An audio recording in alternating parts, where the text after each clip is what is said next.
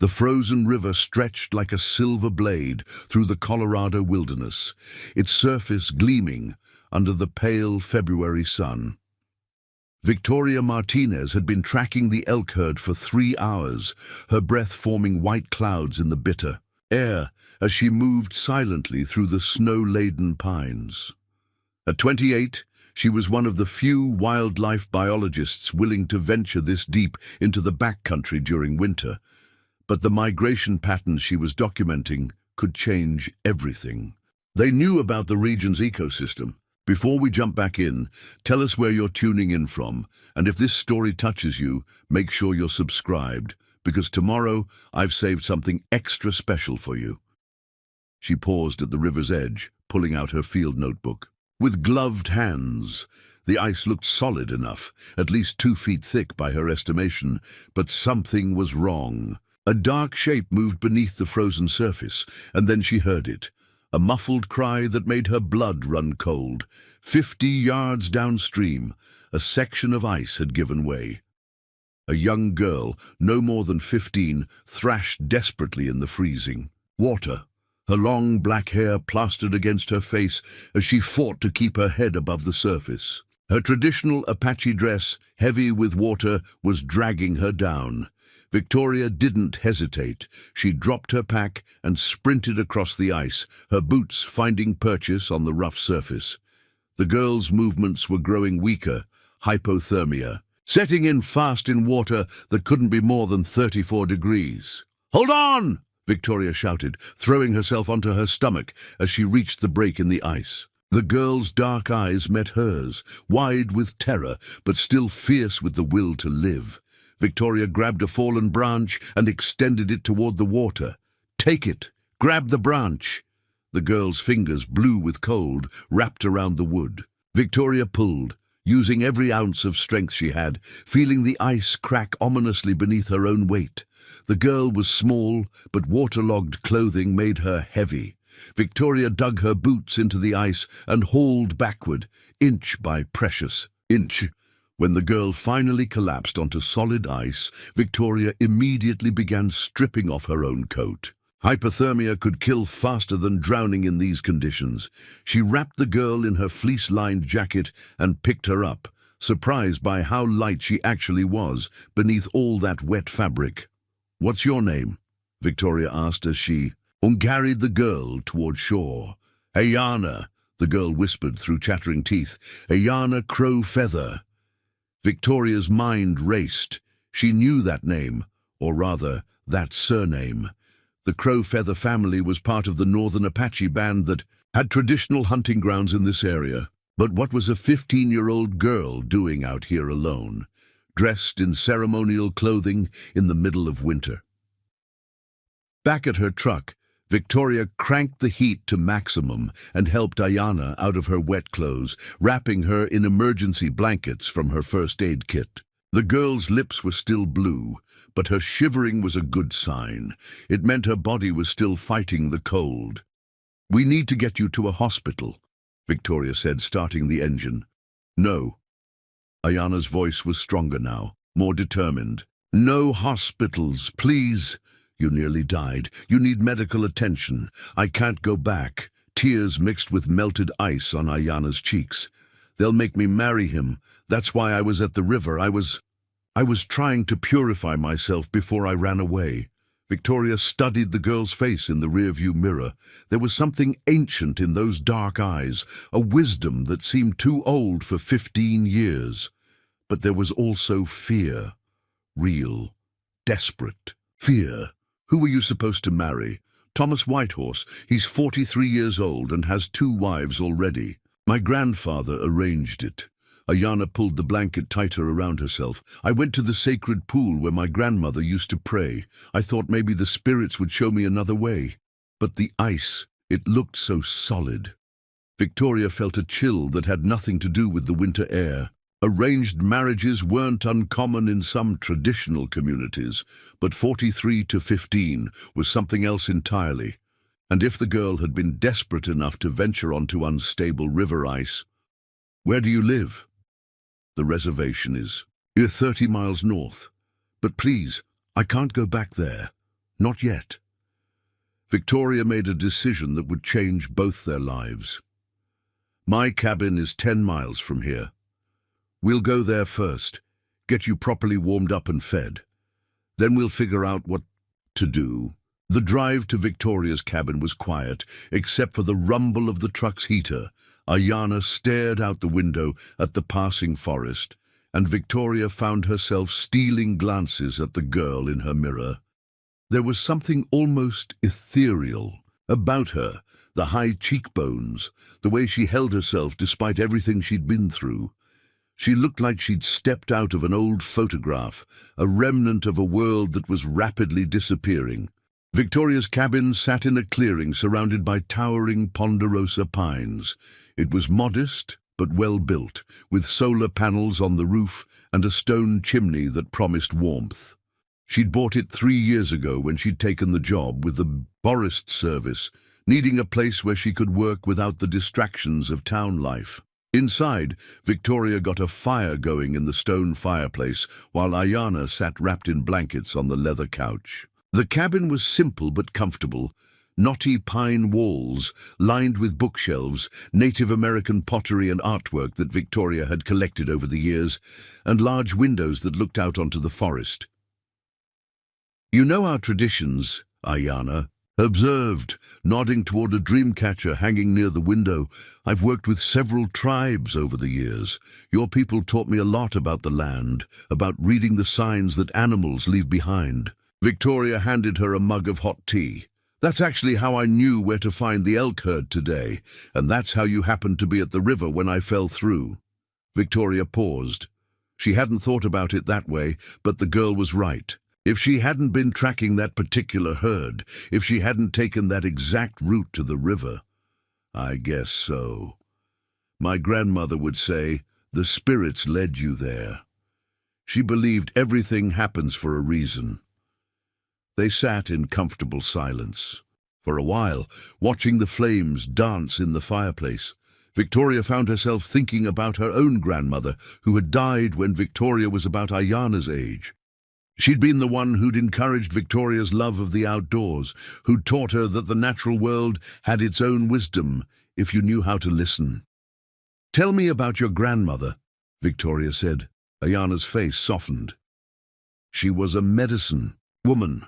People came from all over to seek her counsel. She knew which plants could heal, which ceremonies could bring rain, how to read the future in the flight patterns of birds.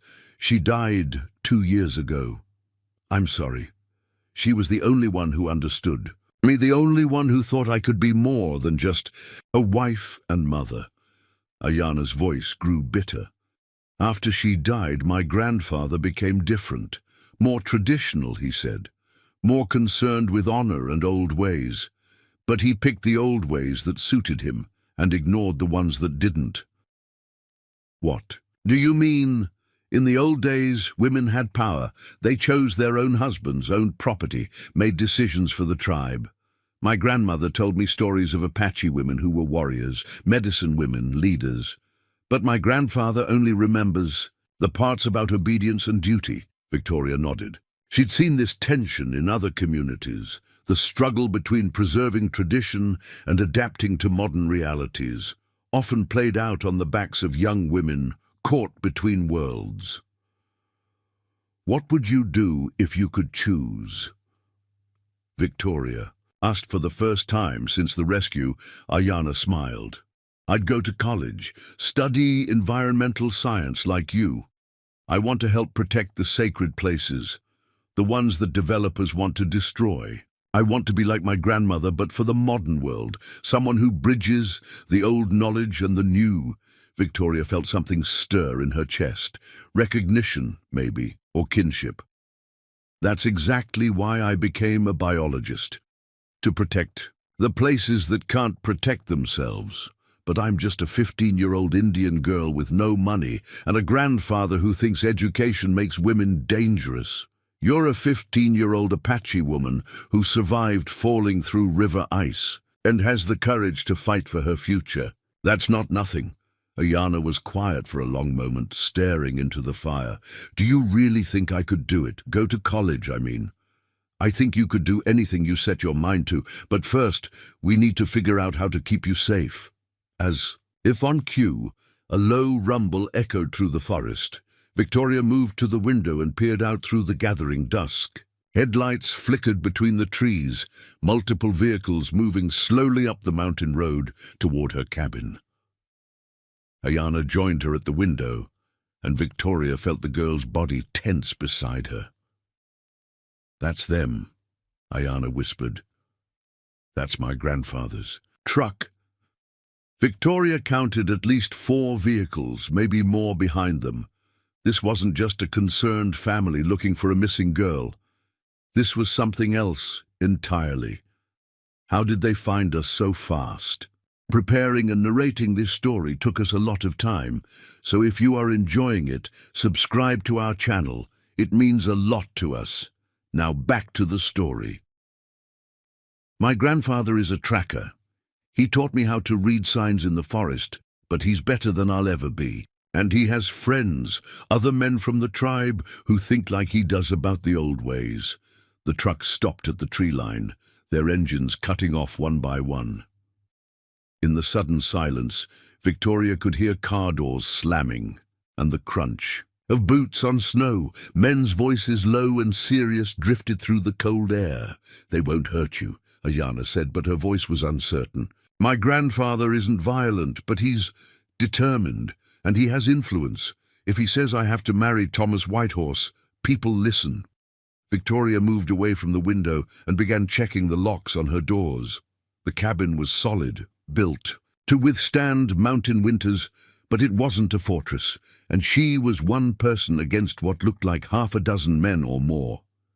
"There has to be another way out of this," Victoria murmured, her mind racing through possibilities. "There is," Ayana said quietly. "I go with them. I marry Thomas. I forget about college and dreams and everything my grandmother taught me about being strong. That's not happening. You don't understand.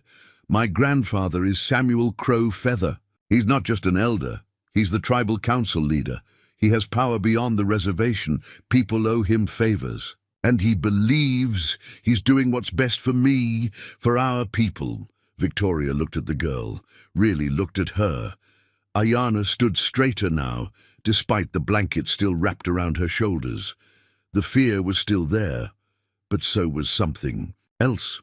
Resolve, maybe. Or perhaps just the stubborn strength that had kept her fighting in that freezing water. "Your grandmother believed in your strength," Victoria said. "She taught you about Apache women who were warriors and leaders. What would she tell you to do right now?" Ayana closed her eyes for a moment, and when she opened them they were clear and determined. "She'd tell me to fight, not with weapons, but with wisdom. She'd tell me to find another way." The sound of footsteps on the cabin's front porch made them both freeze. A knock echoed through the room, not aggressive, but firm and unmistakably authoritative. Victoria took a deep breath and walked to the door. Whatever was about to happen, she and Ayana would face it together. Victoria opened the door to find a tall, weathered man in his 70s standing on her porch. Samuel Crow Feather commanded presence even in stillness. Silver hair braided down his back, deep lines carved into bronzed skin, and eyes that seemed to see straight through to a person's soul. Behind him stood 5 other men, ranging from middle-aged to elderly, all wearing the same expression of grim determination. "Miss Martinez," Samuel said, his voice carrying the weight of authority earned over decades. "I believe you have something that belongs to my family." "I have a guest who nearly died in your river," Victoria replied, keeping her voice steady despite the flutter of nerves in her stomach. "She's warming up by the fire." "My granddaughter has a tendency toward dramatics. She's needed at home." "Your granddaughter has frostbite and hypothermia. She needs medical attention, not whatever you have planned for her." Samuel's eyes narrowed slightly. "You don't understand our ways, Ms. Martinez. Ayana has responsibilities to her people, to her family. A marriage has been arranged that will strengthen our community. A marriage to a man nearly 3 times her age, who already has 2 wives. That's not strengthening anything, that's destroying a young woman's future.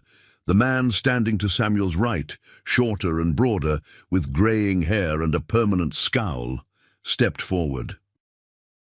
"You have no right to interfere in tribal matters, white woman. Give us the girl." "Frank Redbird, enough," Samuel said quietly, but his companion didn't back down. "No, Samuel. This outsider thinks she knows better than our elders, better than our traditions. She's filling Ayana's head with modern nonsense." Victoria felt her temper flare. "Modern nonsense like the right to choose her own future, like getting an education? Your traditions seem awfully selective." "Careful," Samuel warned, his voice carrying a new edge. "You're speaking about things you don't understand." "Then help me understand. Explain to me how forcing a 15-year-old girl into marriage with a middle-aged man honors your ancestors." The silence stretched between them, broken only by the wind through the pines. Victoria could feel the tension radiating from the men behind Samuel, and she realized she was walking a dangerous line. But Ayana was listening from inside the cabin, and the girl needed to know someone would fight for her. "May I come in?" Samuel asked finally. "Perhaps we can discuss this like civilized people." Victoria hesitated, then stepped aside.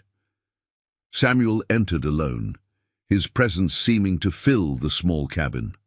His eyes immediately found Ayana, who stood by the fireplace wrapped in blankets, her chin raised defiantly, despite the fear Victoria could see in her posture.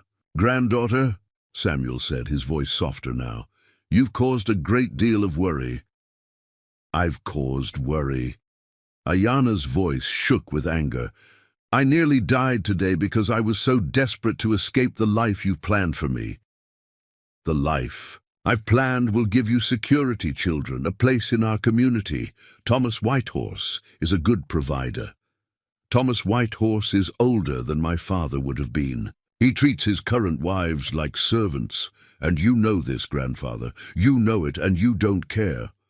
Samuel's jaw tightened. "I care about what's best for our people.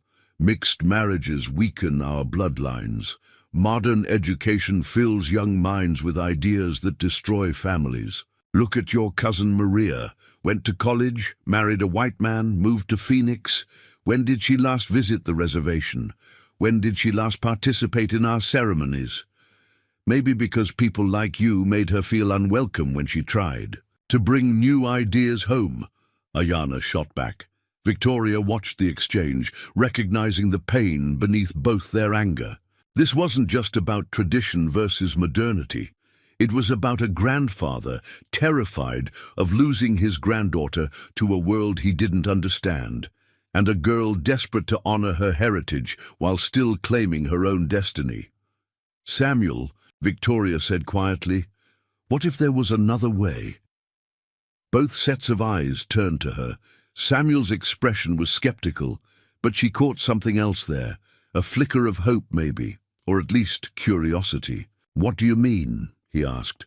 "Ayana wants to study environmental science. She wants to protect the sacred places, the traditional hunting grounds, the water sources.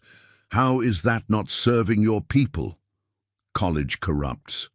College educates. It gives her tools to fight the developers who want to build resorts on your sacred mountains. It gives her the knowledge to protect the rivers where your ancestors performed ceremonies. It gives her power to preserve your culture, not destroy it. Samuel looked at his granddaughter, who was watching him with desperate hope. "And marriage? Children, the continuation of our family line, can happen when she's ready," Victoria said, "when she chooses. Your ancestors didn't force 15-year-old girls into marriages with men 3 times their age. You presume to know our history." "I know enough. I know that Apache women historically had significant power in choosing their mates. I know that many Apache societies were matrilineal. Children belonged to their mother's clan, not their father's. I know that women could initiate divorce and own property, The surprise on Samuel's face was quickly masked, but not before Victoria saw it. "You've studied our ways. I've worked alongside your people for years. I've learned from Apache guides, historians, medicine women, including your wife before she passed." Samuel's composure cracked slightly. "You knew Eleanor?" "Eleanor Crowfeather taught me to read animal signs, to understand which plants indicated healthy watersheds. She also told me stories about her grandmother, who was a warrior woman who fought alongside Geronimo." "Eleanor talked too much," Samuel said, but his voice lacked conviction. Eleanor was proud of her heritage, all of it, including the parts about strong women who fought for their people's survival. Ayana stepped forward, the blankets falling away to reveal she'd changed into some of Victoria's spare clothes. "Grandmother told me those same stories, grandfather. She said I had the same fire in me that burned in our warrior women. She said that fire was meant to protect our people, not be extinguished by an unwanted marriage." Samuel aged 10 years in that moment. His shoulders sagged, and for the first time since arriving, he looked uncertain. "Eleanor filled your head with dreams that can't be fulfilled.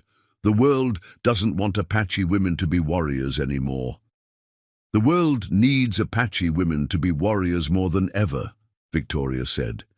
"But the battles are different now. They're fought in courtrooms and environmental impact hearings and research labs. They're fought with degrees and knowledge and legal expertise. And if she fails, if she goes to this college and can't survive in the white world, if she comes back broken or changed or never comes back at all." The question hung in the air like smoke from the fireplace. Victoria realized this was the heart of Samuel's fear, not losing Ayana to marriage, but losing her to a world that might not value what she was, might not recognize the strength she carried. "Then she comes home," Victoria said simply, "but she comes home with tools to help her people. And if she succeeds, when she succeeds, she becomes exactly what Eleanor said she could be, a warrior for your people in the modern world." Outside, voices were growing restless. Frank Redbird's voice carried through the window. "Samuel's been in there too long. The girl is bewitching him like she did the white woman." Samuel heard it too, and his expression hardened again.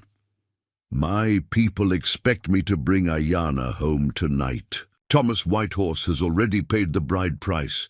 Preparations for the ceremony have begun." "Then stop them," Ayana said desperately. "Tell them the marriage is off. I can't just—" "You're the tribal council leader. If you can't stop an unwanted marriage, who can?" Samuel began pacing the small cabin, his internal struggle visible in every step. "It's not that simple. Thomas has influence, connections beyond the reservation. His family has money, political power. Refusing this marriage would create enemies I can't afford to make." "So, you'll sacrifice your granddaughter to keep the peace?" Victoria's voice was sharp with disbelief. "I'll protect my people the best way I know how. By selling a 15-year-old girl. By ensuring our community's survival." The shout seemed to surprise Samuel himself. He stopped pacing and looked at both women, his granddaughter staring at him with hurt and betrayal, Victoria with barely contained fury. "You think I enjoy this?" Samuel's voice dropped to a whisper. "You think I want to see Ayana in a marriage that will dim her fire? But I have to think about everyone, not just one girl's dreams." "What about thinking about what's right?" Ayana asked, tears finally spilling over. "What about the values grandmother taught us? What about justice and honor and protecting the innocent?" "The innocent?" Samuel laughed bitterly. "Child, there are no innocent people in the adult world. There are only people making impossible choices with consequences they can't foresee." Victoria moved to stand beside Ayana, placing a protective hand on the girl's shoulder. "Then make a different choice. Be the grandfather Eleanor would want you to be." Samuel looked at them both for a long moment, then walked to the window and stared out at his companions waiting in the cold. Thomas Whitehorse won't accept a refusal easily. He'll see it as an insult to his honor, his family's honor. He has friends in the Bureau of Indian Affairs, connections to people who could make life very difficult for our reservation. So we make it difficult for him first, Victoria said. We? Ayana's not the only one with fire, Samuel. I've spent years documenting environmental violations, political corruption, illegal development on federal lands. If Thomas Whitehorse has been cutting corners or bending rules to build his influence, I can find it. Samuel studied her with new interest. You'd risk your career to help a girl you met today. I'd risk my career to stop a child from being sold into marriage. That's not even a question. The sound of footsteps on the porch interrupted them. Frank Redbird's voice called through the door. Samuel, the men are getting cold. Bring the girl out now, or we're coming in. Samuel looked between Victoria and Ayana, his weathered face a map of conflicting emotions. If I walk out that door without you, he said to his granddaughter, I may not be able to protect you from what follows. And if I walk out that door with you, I'll spend the rest of my life wishing I'd been brave enough to drown in that river. The stark honesty of Ayana's words hit Samuel like a physical blow. He closed his eyes and seemed to age another decade in the span of a breath. There's something else, Victoria said quietly. Something you should know before you make your decision. Both Samuel and Ayana looked at her. I've been documenting environmental changes in this region for 3 years. The water table is dropping, the wildlife migration patterns are shifting, and the traditional hunting grounds are showing signs of contamination. Your people are going to face challenges in the next decade that will make current political problems look simple. What does that have to do with Ayana's marriage? Everything. You need people who understand both worlds, who can speak to government agencies and environmental groups, who can navigate federal law and tribal sovereignty issues, who can protect your sacred sites using modern legal tools. You need exactly what Ayana could become. Samuel was quiet for so long that Victoria began to wonder if he'd heard her. Finally, he spoke. Eleanor used to say that the spirits sometimes speak through unexpected voices. What did she mean? That wisdom doesn't always come from elders or tradition. Sometimes it comes from young people who see clearly because they haven't learned to look away from difficult truths yet. He turned to face his granddaughter directly. Ayana, if I were to refuse this marriage, if I were to risk everything to give you the chance to pursue this education, what would you promise me in return? Ayana's eyes widened with the first real hope Victoria had seen in them. I'd promise to come back, to use everything I learned to help our people, to never forget who I am or where I come from. And if the white world tries to change you, if they try to make you ashamed of your heritage, then I'll remember grandmother's stories about warrior women who never backed down from a fight. Samuel nodded slowly, as if coming to a decision that surprised even him. And Ms. Martinez, if I were to trust you with my granddaughter's future, what would you promise me? Victoria felt the weight of the moment settling on her shoulders. I'd promise to help her succeed, to make sure she gets the education and opportunities she needs, and to make sure she never loses touch with her roots. That's a large promise from someone who barely knows us. Some promises are worth making to strangers, especially when those strangers might become family. The words surprised Victoria as much as they seemed to surprise Samuel, but looking at Ayana, at this fierce, intelligent girl who'd nearly died rather than surrender her dreams, Victoria knew she meant every word. Samuel walked back to the window and looked out at his waiting companions. They won't understand. Frank Redbird especially. He's Thomas Whitehorse's cousin. This decision will split the community. Then it's time your community had something worth splitting over, Victoria said. Samuel turned back to them, and for the first time since arriving, he smiled. It was a small, sad smile, but it transformed his entire face. Eleanor would have liked you, Ms. Martinez. She always said the best allies were the ones who chose to fight for justice rather than being born to it. Does that mean? Ayana couldn't finish the question. Hope and fear were warring in her voice.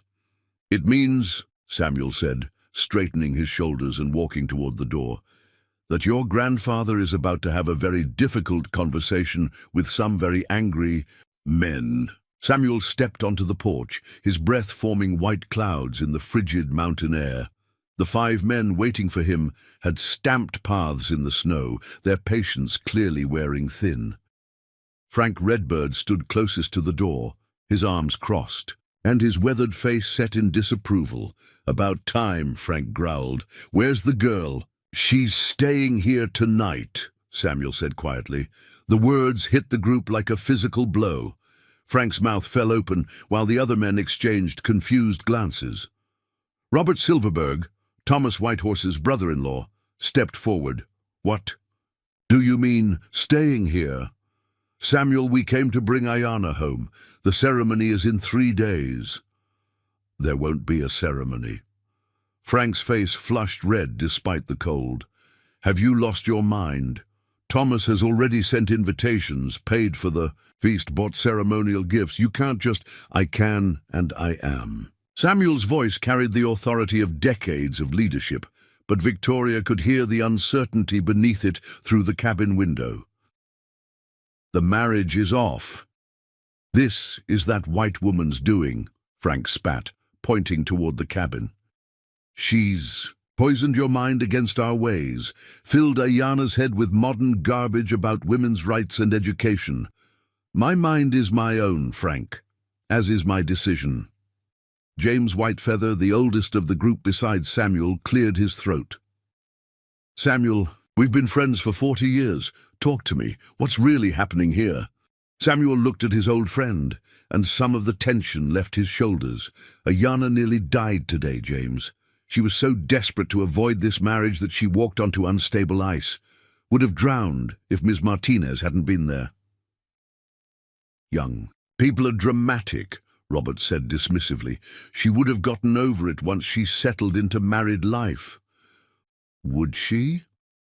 Or would we have watched her spirit die a little more each day until there was nothing left of the granddaughter Eleanor? Raised? Frank stepped closer, his voice dropping to a menacing whisper. Eleanor filled that girl's head with stories about warrior women and female power. Eleanor forgot her place, and now Ayana thinks she can forget hers too. The crack of Samuel's palm against Frank's cheek echoed through the forest. The smaller man staggered backward, his hand flying to his face in shock. Don't you ever speak about my wife that way again, Samuel said, his voice deadly quiet. Eleanor was worth 10 of you, and her memory deserves respect. Inside the cabin, Victoria felt Ayana tense beside her. The girl pressed closer to the window, trying to hear every word of the confrontation outside. Frank rubbed his cheek, his eyes blazing with humiliation and rage. You've lost your way, old man. This white woman has bewitched you just like she bewitched Ayana. Thomas isn't going to accept this insult quietly. Then Thomas can take his concerns up with me directly. Oh, he will, Robert said, pulling out his cell phone. In fact, I think I'll call him right now. Samuel watched as Robert dialed, his expression grim but determined. Victoria could see the cost of his decision written in every line of his face. Friendships ending, community divisions opening, political consequences that might last for years. Thomas? Robert said into the phone. It's Robert. We have a problem. Samuel is refusing to honor the marriage contract. No, she's not injured. She's fine. She's just being difficult, and Samuel is enabling it. Yes, I'll put him on. Robert held out the phone to Samuel. Thomas wants to speak with you. Samuel took the phone reluctantly. Thomas. Even through the cabin window, Victoria could hear the angry voice on the other end of the line, though she couldn't make out specific words. Samuel listened for nearly a minute before responding. The girl doesn't want the marriage, Thomas. I won't force her, more angry, shouting from the phone. The bride price will be returned in full. The voice on the phone grew even louder. I understand your position, Thomas. I hope you'll understand mine.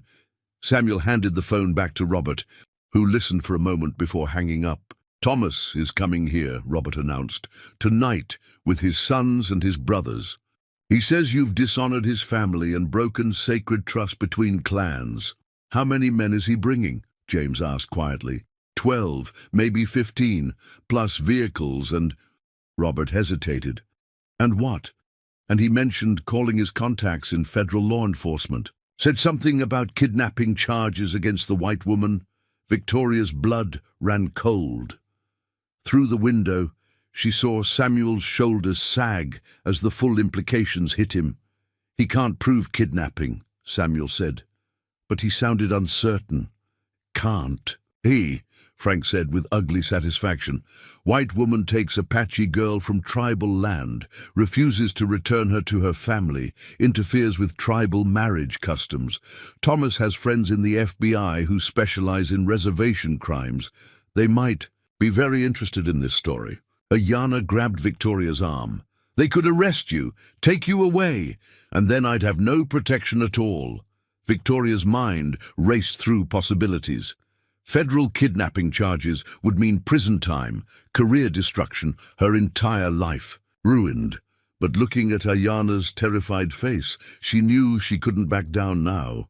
We need to think strategically, Victoria said quietly. If Thomas is bringing that many men, and if he really has federal contacts, we run, Ayanna said immediately. Get in your truck and drive. By the time they figure out we're gone, we'll be states away.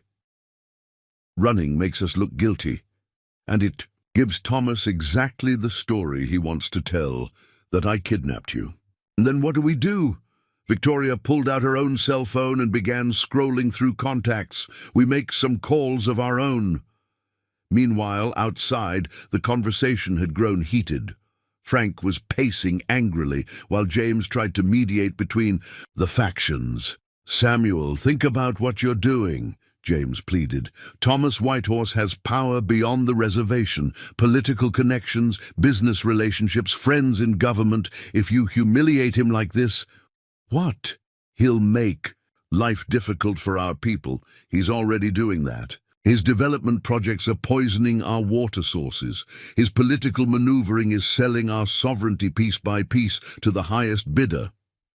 Then why did you agree to the marriage in the first place? Robert demanded. Samuel was quiet for a long moment.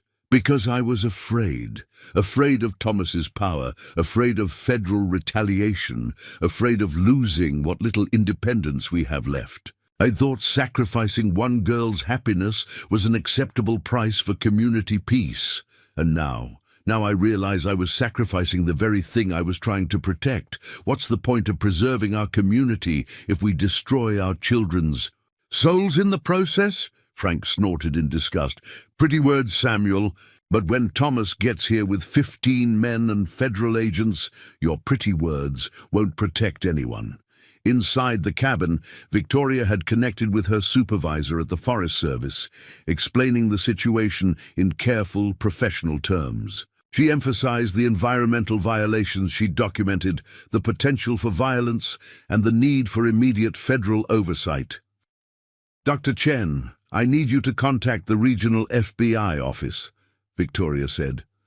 Not the agents Thomas Whitehorse has connections with, but the Environmental Crimes Unit. I have 3 years of documentation showing illegal dumping, water contamination, and permit violations on federal land adjacent to the reservation. Victoria, are you sure about this? Going after someone with political connections could end your career. My career is already over if I don't stop this. Thomas Whitehorse is planning to claim I kidnapped a 15-year-old girl to prevent her from fulfilling a marriage contract. I need federal protection, and I need it tonight. While Victoria made her calls, Ayanna had moved to Samuel's abandoned coffee cup and was staring into the dark liquid as if searching for answers. Grandmother used to read signs in coffee grounds, she said softly. She said the spirit spoke through everyday things if you knew how to listen. "What do you see?" Victoria asked, finishing her call. "Chaos, change, and—" Ayana paused, tilting the cup. "Maybe hope, but it's hard to tell." Outside, headlights appeared through the trees. Not the single-file convoy of Samuel's group, but a scattered pattern suggesting multiple vehicles arriving from different directions. "That's not Thomas," James said nervously. "He's not due for another hour." Samuel shaded his eyes against the glare. "Federal vehicles. 3 of them." Frank paled. "Did someone call the FBI?" "Not Thomas's friends," Samuel said grimly. "These are marked environmental protection units." Victoria smiled as she watched through the window. Dr. Chen had moved faster than she'd hoped. The 3 federal SUVs formed a semicircle around the clearing, and 6 agents in tactical gear emerged, along with 2 people in civilian clothes carrying briefcases. Special Agent Maria Santos approached Samuel's group. She was a small, professional-looking woman in her 40s, but she carried herself with unmistakable authority. "Mr. Crow Feather?" "I'm Agent Santos, EPA Criminal Investigation Division. We need to speak with you and Ms. Victoria Martinez about some serious environmental violations in this area." "Environmental violations?" Frank stammered. "We're here about a family matter." Agent Santos studied Frank with cool eyes. "Are you Frank Redbird? We have some questions for you too. About your construction company's dumping practices near the Clearwater River." Frank's face went white. "I don't know what you're talking about. We have satellite imagery, water samples, and witness testimony suggesting otherwise. But that's not why we're here tonight." She turned back to Samuel. "We understand there may be threats of violence against a federal witness." Samuel's eyebrows rose. "Federal witness?" "Ms. Martinez has been providing environmental impact documentation for several ongoing investigations.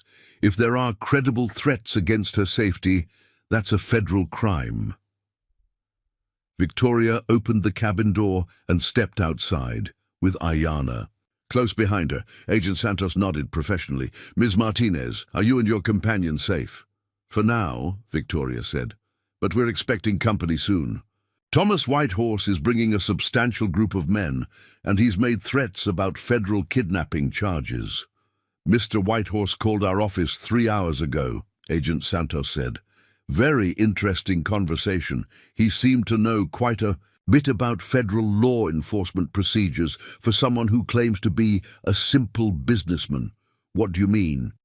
"He knew exactly which agents to call, exactly which laws to cite, and exactly how to file complaints that would normally bypass standard review processes. That kind of knowledge usually comes from extensive professional relationships."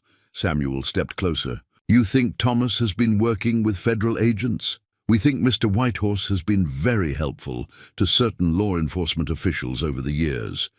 Particularly helpful in cases involving land use disputes, mineral rights, and water access issues. Coincidentally, all cases where Mr. Whitehorse's business interests benefited from the outcomes. The implications hit everyone simultaneously. Thomas hadn't just been using federal connections to intimidate tribal members. He'd been actively collaborating with corrupt agents to manipulate legal decisions affecting the reservation. That's why he was so confident about the marriage. Ayana said suddenly. "It wasn't just about allying with our families. It was about silencing grandfather's voice on the tribal council. With me as his wife, he'd have direct influence over reservation decisions." Agent Santos nodded approvingly. "Smart girl. That's exactly what our analysis suggests. Mr. Whitehorse has been systematically building control over tribal politics through marriages, business relationships, and strategic intimidation." "And you're here to stop him?" Samuel asked. "We're here to serve warrants," Agent Santos said, gesturing to her colleagues who were setting up equipment. "For Thomas Whitehorse, 3 of his business associates and 2 FBI agents who've been taking bribes to influence federal decisions affecting tribal land." Frank Redbird, had been growing paler throughout this conversation. Now he turned to bolt toward the tree line, but found his way blocked by two federal agents. "Mr. Redbird, we'd like you to stay and answer some questions about your company's relationship with Whitehorse Development Corporation." As if summoned by the mention of his name, more headlights appeared through the trees. This time it was the convoy everyone had been expecting, Thomas Whitehorse arriving with his small army. But instead of the triumphant confrontation he'd probably envisioned, Thomas Whitehorse drove into a federal crime scene with agents, equipment, and enough evidence to end his reign of intimidation permanently. Agent Santos smiled as she watched the approaching vehicles. "Perfect timing. Mr. Whitehorse just saved us the trouble of tracking him down at his compound."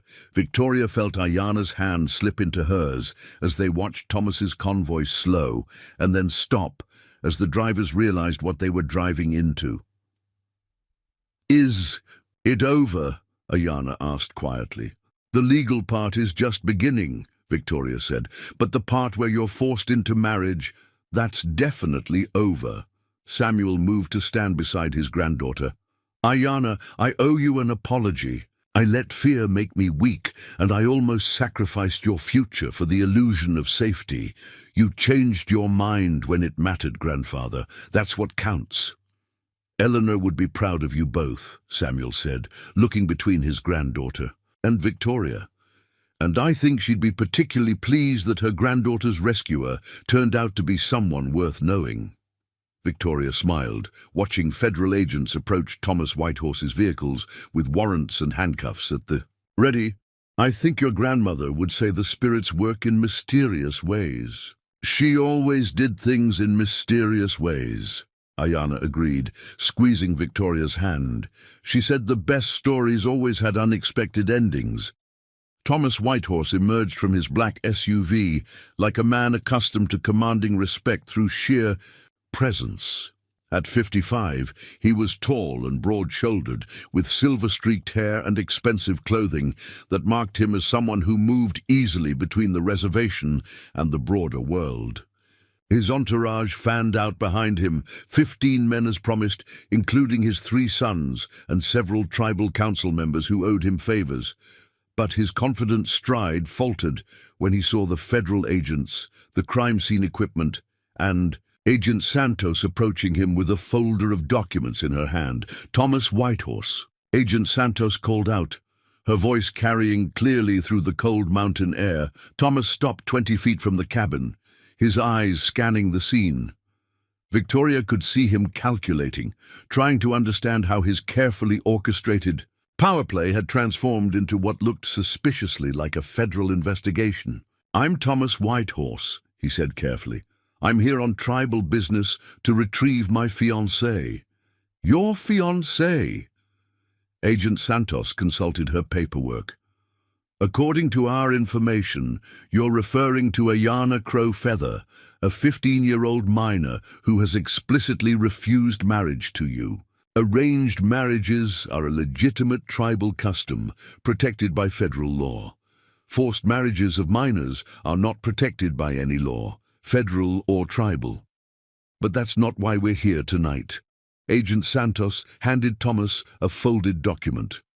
"Thomas Whitehorse, you're under arrest for conspiracy, bribery of federal officials, environmental crimes, and racketeering. You have the right to remain silent." The clearing erupted in confusion. Thomas's men started toward the agents, but found themselves facing tactical officers who had quietly moved into position during the conversation. Thomas himself stood frozen, the arrest warrant in his hands, as Agent Santos continued reading. "His rights. This is a mistake," Thomas said when she finished. "I'm a respected businessman, a tribal leader. You're a criminal who's been using federal agents to manipulate land use decisions for your personal profit," Agent Santos interrupted. "We have recorded conversations, financial records, and testimony from 3 of your business partners who've already agreed to cooperate." One of Thomas's sons, a man in his 20s with his father's build but none of his composure, stepped forward aggressively. You can't just come onto tribal land and arrest our father based on lies from some white bitch. The tactical officer nearest to him moved faster than Victoria would have thought possible. Within seconds, Thomas's son was face down in the snow with his hands cuffed behind his back. "Marcus Whitehorse, you're under arrest for threatening a federal witness," the officer announced calmly. Thomas watched his son being hauled to his feet, and Victoria saw something crumble in his expression. This wasn't going according to any plan he could have imagined. "The corruption charges are serious enough," Agent Santos continued, addressing Thomas directly. "But the environmental crimes are what really interest us. Illegal dumping of construction waste into protected watersheds, falsifying environmental impact reports, bribing inspectors to overlook violations. We have evidence of systematic poisoning of tribal water sources." Samuel stepped forward, his weathered face hard with anger. "You've been poisoning our water?" "The water samples don't lie," Agent Santos said. "Heavy metals, industrial chemicals, construction debris, all trace back to Whitehorse development projects. The same water sources are used for traditional ceremonies, fishing and drinking water for 3 tribal communities." "How long?" Samuel's voice was barely a whisper. "Based on our analysis, at least 5 years, possibly longer." The other tribal council members in Thomas's entourage began backing away from him, the implications hitting them like physical blows. Water was sacred to the Apache people. Poisoning it was not just a crime, but a spiritual violation of the deepest kind. "You lying federal witch!" Thomas snarled at Agent Santos. "This is all fabricated to destroy me because I won't bow down to your environmental extremist agenda." "Mr. Whitehorse, we have satellite footage of your crews dumping waste directly into the Clearwater River. We have water samples showing contamination patterns that match your construction schedules.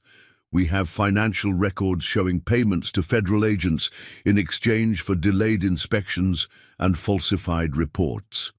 "Agent," Santos gestured to her colleagues who were setting up a laptop and projector, "would you like to see the evidence? We can start with the footage from last month, where your crew dumped 17 tons of construction debris into a protected wetland." The laptop screen flickered to life, displaying aerial footage that was damning in its clarity.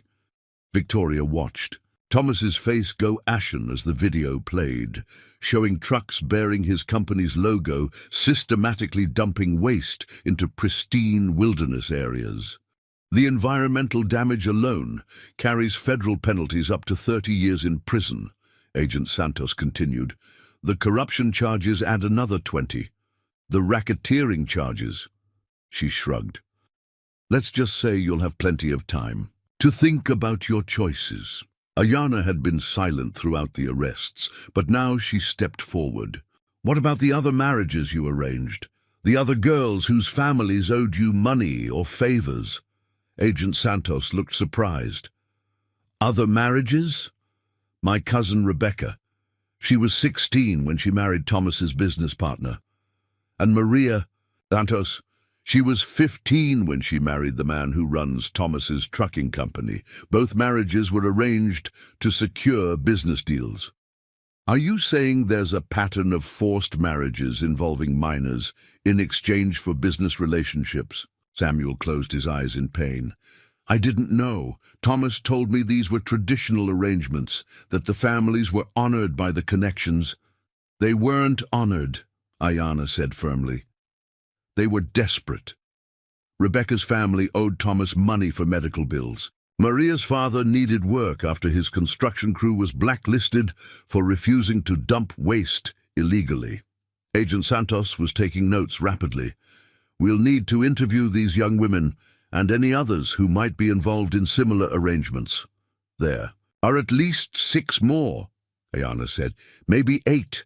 All underage at the time of marriage, all from families who owed Thomas money or needed his help with federal agencies." Victoria felt sick. The scope of Thomas's manipulation was staggering.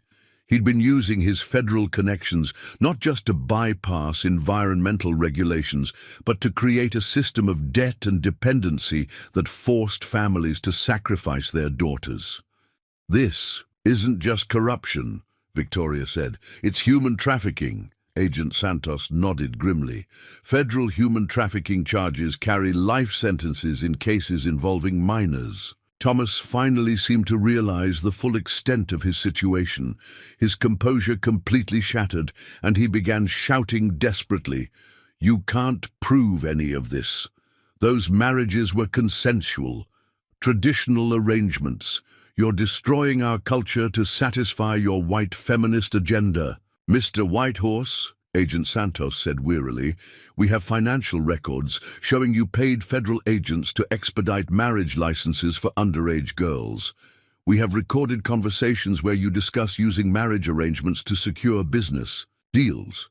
We have testimony from families saying you threatened them with federal investigations if they didn't agree to the marriages." "They're lying. They're all lying." "Sir, you're making this worse for yourself." But Thomas was beyond reason now, his carefully constructed empire crumbling around him. "This is all her fault," he screamed, pointing at Ayana, "that ungrateful girl and her poisonous grandfather. I offered them honor, security, a place in my organization, and they spat in my face." "You offered them slavery," Samuel said quietly, "and called it honor." Agent Santos gestured to her officers, who began moving Thomas toward one of the federal vehicles. As they did, more agents emerged from the forest. They'd been conducting simultaneous raids on Thomas's compound, his business offices, and the homes of his co-conspirators. "We've secured the financial records," one agent reported via radio, "and we found the safe room with the backup files. Everything Agent Martinez documented is confirmed, plus about 15 additional violations." Victoria blinked in surprise. "Agent Martinez?" Agent Santos smiled. "Ms. Martinez, your environmental documentation has been the foundation of our investigation. For 8 months, your reports on water contamination, illegal dumping, and permit violations gave us the probable cause we needed for federal warrants. I didn't know I was part of a federal investigation. You weren't, officially. But when environmental crimes occur on federal land, adjacent to tribal territory, and when those crimes involve corruption of federal agents, the EPA takes a very serious interest." As Thomas was loaded into the federal vehicle, still shouting about conspiracies and cultural destruction, his remaining supporters began melting away into the forest. Without their leader's federal protection, they wanted no part of his downfall. Frank Redbird, however, wasn't escaping so easily. Agent Santos approached him with another set of documents. "Mr. Redbird, you're also under arrest. Your construction company has been the primary vehicle for illegal dumping operations. We have evidence of your direct involvement in environmental crimes spanning 5 years. Frank looked desperately at Samuel. "Samuel, you have to help me. We've been friends for decades. I was just following orders, trying to keep my business alive. By poisoning our water," Samuel's voice was cold, "by helping Thomas destroy the land our children will inherit." "I didn't have a choice. Thomas controlled all the federal contracts. If I didn't cooperate, my company would have gone bankrupt. There's always a choice, Frank. You chose money over our people's future." As Frank was led away in handcuffs, Agent Santos turned to the remaining group. "This investigation is far from over. We'll need extensive testimony from tribal members, environmental assessments of all affected areas, and cooperation in identifying additional victims of the marriage trafficking scheme.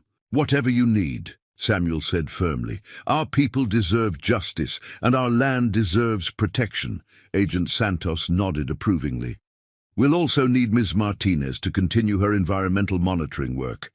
The EPA is establishing a permanent oversight office for this region, and we'd like her to head it." Victoria's eyes widened.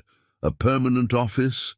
federal funding, expanded authority, and a mandate to prevent future environmental crimes on or adjacent to tribal lands. It's a significant promotion, with commensurate salary and benefits. Victoria looked at Ayana, who was grinning despite everything they'd been through. What do you think? Should I take a job that would keep me in this area permanently?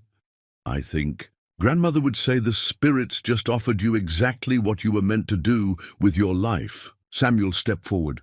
Ms. Martinez, Victoria, I owe you more than I can ever repay. You saved my granddaughter's life, opened my eyes to the truth about Thomas, and helped protect our people from a predator we didn't even recognize.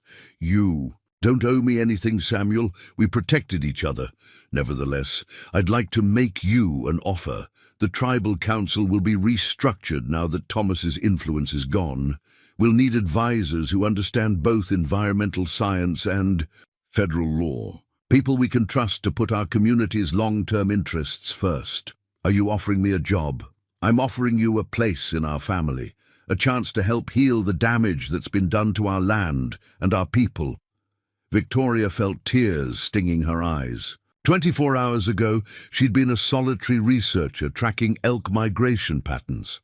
Now, she was being offered not just a career opportunity, but a community to belong to. What about college? Victoria asked Ayana. Your plans for environmental science? The new EPA office will need summer interns, Agent Santos interjected, and we have partnerships with several universities for environmental science programs. A young woman with Ms. Crowfeather's background and motivation would be an ideal candidate for our scholarship programs. Ayana looked stunned. Scholarships? Full ride to any accredited environmental science program, plus guaranteed internships, and job placement after graduation. The federal government has a vested interest in training the next generation of environmental protection specialists. Samuel smiled, the first genuinely happy expression Victoria had seen from him. Eleanor would be so proud, her granddaughter, following in the footsteps of warrior women, but fighting modern battles with modern weapons. Education as a weapon, Ayana mused. I like that. As the federal agents finished processing the crime scene and loading the last of Thomas's conspirators into vehicles, dawn began breaking over the mountain peaks. The sky lightened from black to deep purple to rose gold, painting the snow-covered forest in ethereal beauty. Victoria realized they'd been awake all night, but she felt energized rather than exhausted. Everything had changed in the space of a few hours, for her, for Ayana, for the entire community. So what happens now? Ayana asked, watching the federal convoy disappear down the mountain road. Now you go to college, Victoria said. You study environmental science and federal law and anything else that interests you. You become the warrior your grandmother knew you could be. And you? I stay here. I help rebuild what Thomas destroyed. I work with your grandfather and the tribal council to make sure something like this never happens again. Samuel nodded approvingly. And in 4 years, when Ayana graduates, she'll come home to a community that's stronger and cleaner and safer than the one she left. Will you really wait for me? Ayana asked Victoria. 4 years is a long time. Victoria smiled, looking out at the forest that would become her permanent home, at the work that would become her life's mission, at the people who had become her chosen family. I'll be here, she said simply, building something worth coming. Home, too. As the sun fully rose over the Colorado wilderness, painting the world in gold and possibility, 3 people stood together outside a small cabin where a desperate rescue had become the foundation for healing an entire community. The river that had nearly claimed Ayana's life now sparkled in the morning light, its waters flowing clean toward a future none of them could have imagined just 24 hours before. 6 months after that frozen February night, Victoria stood, In the same clearing where federal agents had arrested Thomas Whitehorse, but the scene before her couldn't have been more different. Where once there had been tension and fear, now there was celebration. The Apache community had gathered for the first annual water blessing ceremony since the contamination had been cleaned up, and the sound of traditional drums echoed through. The pine trees. Ayana emerged from the ceremonial lodge wearing traditional Apache dress. Not the heavy, waterlogged garments she'd nearly drowned in, but beautiful new regalia that her great-aunt had spent months creating. The intricate beadwork told the story of water as the source of all life, and silver ornaments caught the late summer sunlight as she moved.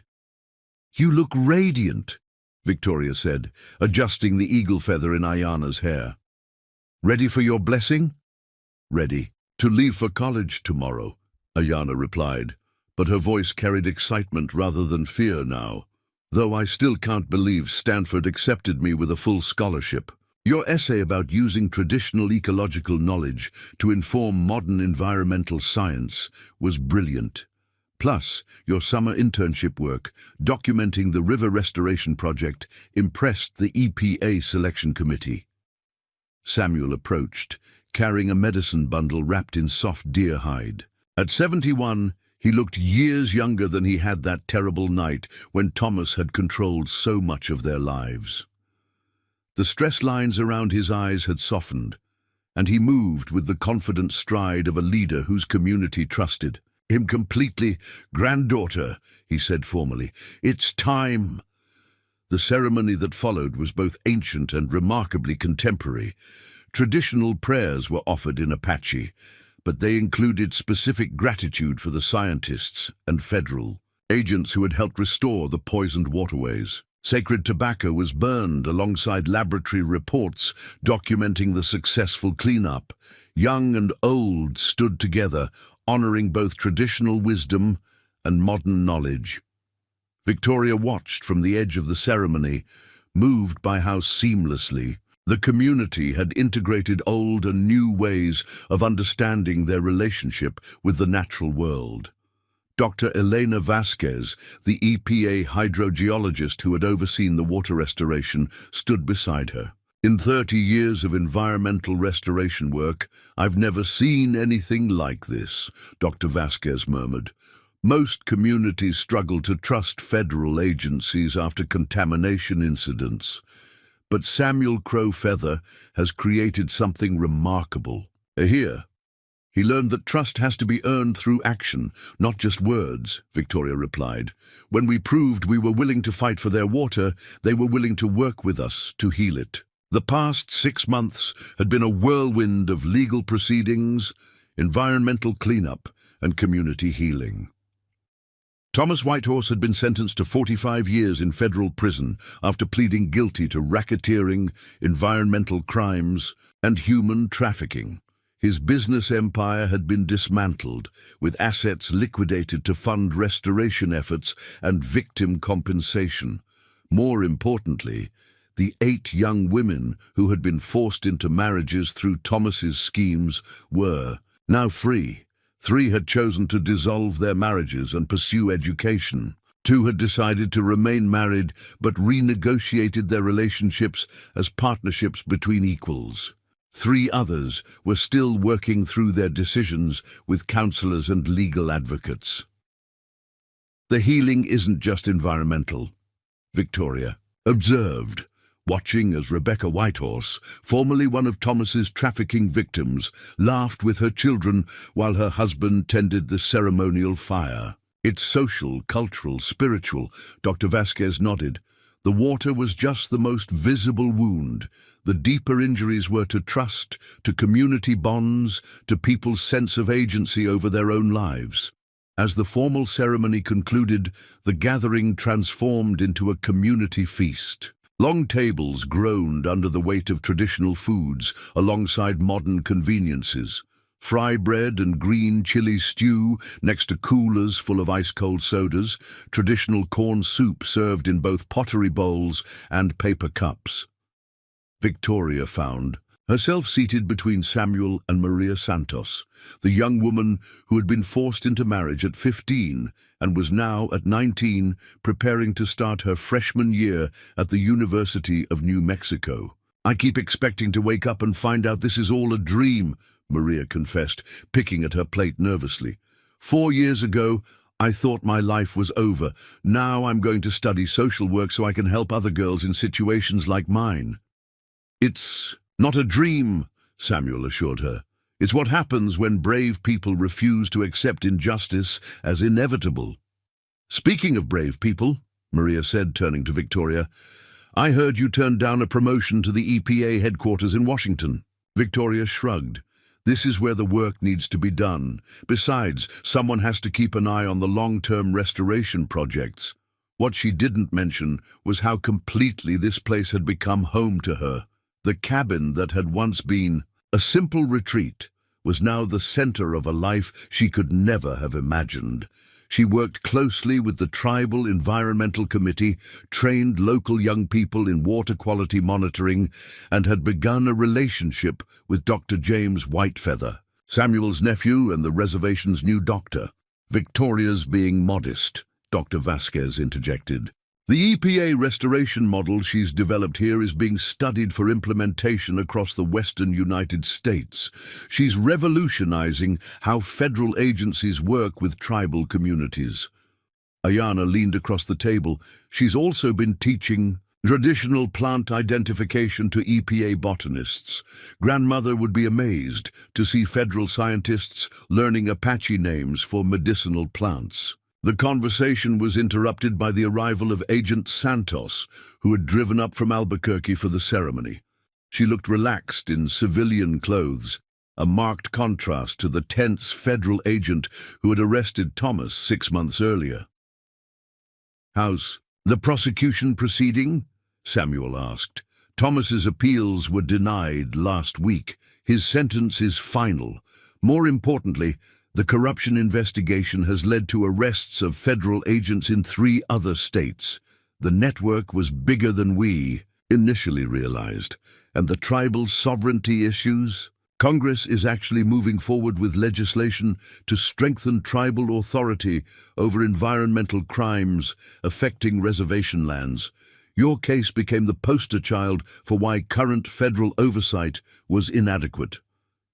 Victoria felt a surge of satisfaction. The legal and political changes emerging from their crisis would protect other communities from similar exploitation. As evening approached, the celebration began winding down. Families loaded leftover food into coolers while children ran between the tables, playing tag in the growing dusk.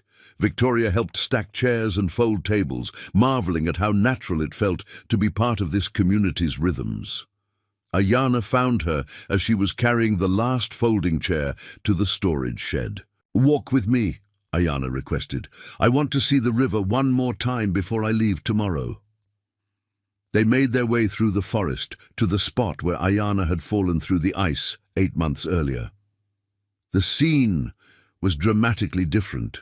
Now, late summer instead of bitter winter, flowing water instead of treacherous ice, hope instead of desperation. "Do you ever think about what would have happened if you hadn't been tracking that elk herd that day?" Ayana asked, settling on a boulder beside the restored stream. "Every day. But your grandmother would probably say that dwelling on what-ifs distracts from appreciating what is." Ayana smiled. "She would say exactly that. She'd also say that the spirits put you in the right place at the right time, because they knew we needed each other." Victoria studied the girl who had become like a daughter to her. At 16, Ayana had grown taller and more confident, but she still carried that fierce intelligence that had impressed Victoria from their first conversation. "Are you nervous about Stanford?" "Terrified," Ayana admitted, "but excited too. I keep thinking about all the things I'll learn, all the ways I can help our people when I come back." "And you will come back?" "This is home. These are my people. My fight is here." Ayana picked up a smooth riverstone and turned it over in her palm. "But I need to gather weapons first." knowledge, connections, credentials that will make people listen when I speak. Victoria nodded approvingly. Your grandmother's warrior spirit applied to modern battles. Exactly. I want to study traditional ecological knowledge alongside Western science. I want to learn environmental law and policy analysis. I want to become someone who can protect places like this from the next Thomas Whitehorse. There will always be another Thomas Whitehorse, Victoria said gently. Someone who mistakes power for wisdom, who treats people as resources to be exploited. Then there will always be work for people like us. They sat in comfortable silence, listening to the healthy sound of clean water flowing over restored stones. Victoria reflected on how much her own life had changed. The solitary researcher who had tracked elk alone through winter forests had become part of something larger, a community committed to healing both environmental and social wounds. Victoria, Ayana said suddenly, I need to ask you something important. Of course, when I graduate, when I come back with my degree and all that knowledge, will you be my partner? Not just in the work, but really, will you help me build something that honors both traditional wisdom and modern science? Victoria felt tears prick her eyes. Ayana, I can't think of anything I'd rather do with my life. Good, because I've been thinking about what grandmother would say about all this. About you saving me from the river, about Samuel changing his mind, about Thomas being stopped, about all of us finding our way to each other. What would she say?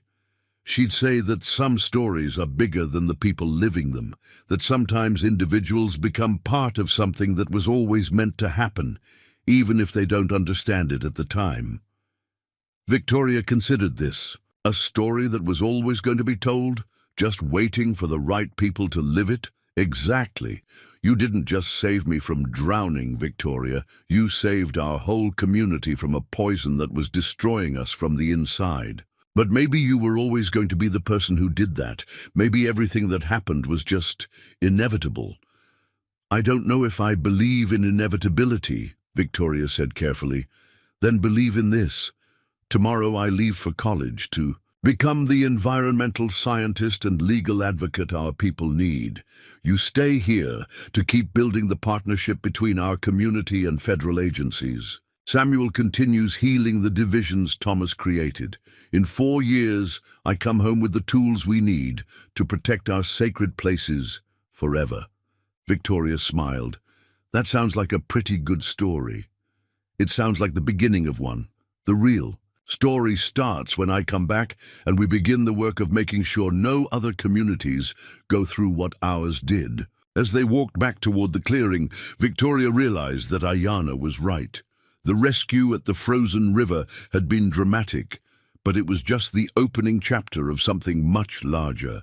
The real story would be written over the coming years as this community became a model for how traditional knowledge and modern science could work together to protect both cultural heritage and environmental health.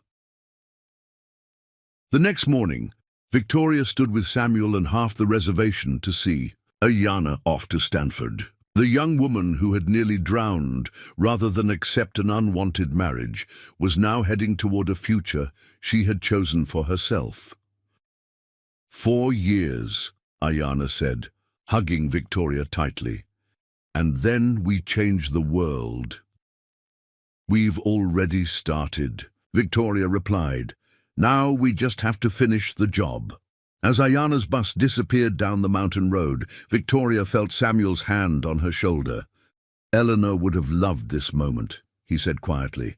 Her granddaughter is leaving to gain the knowledge she needs to serve her people, going with the blessing of a community that believes in her dreams. Eleanor is part of this, Victoria said. Her wisdom, her stories, her belief in strong women who fight for justice, it's all part of what brought us here. Samuel nodded. The best way to honor the ancestors is to become ancestors worth honoring ourselves.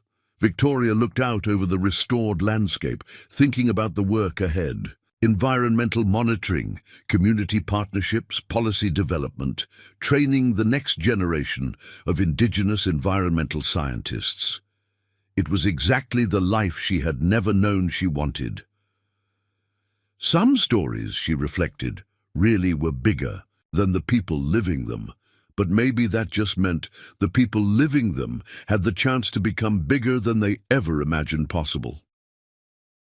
2 years after Ayana left for Stanford, Victoria received a phone call that would test everything they had built together. She was in her EPA field office reviewing water quality reports when her secure line rang with an urgent tone she recognized.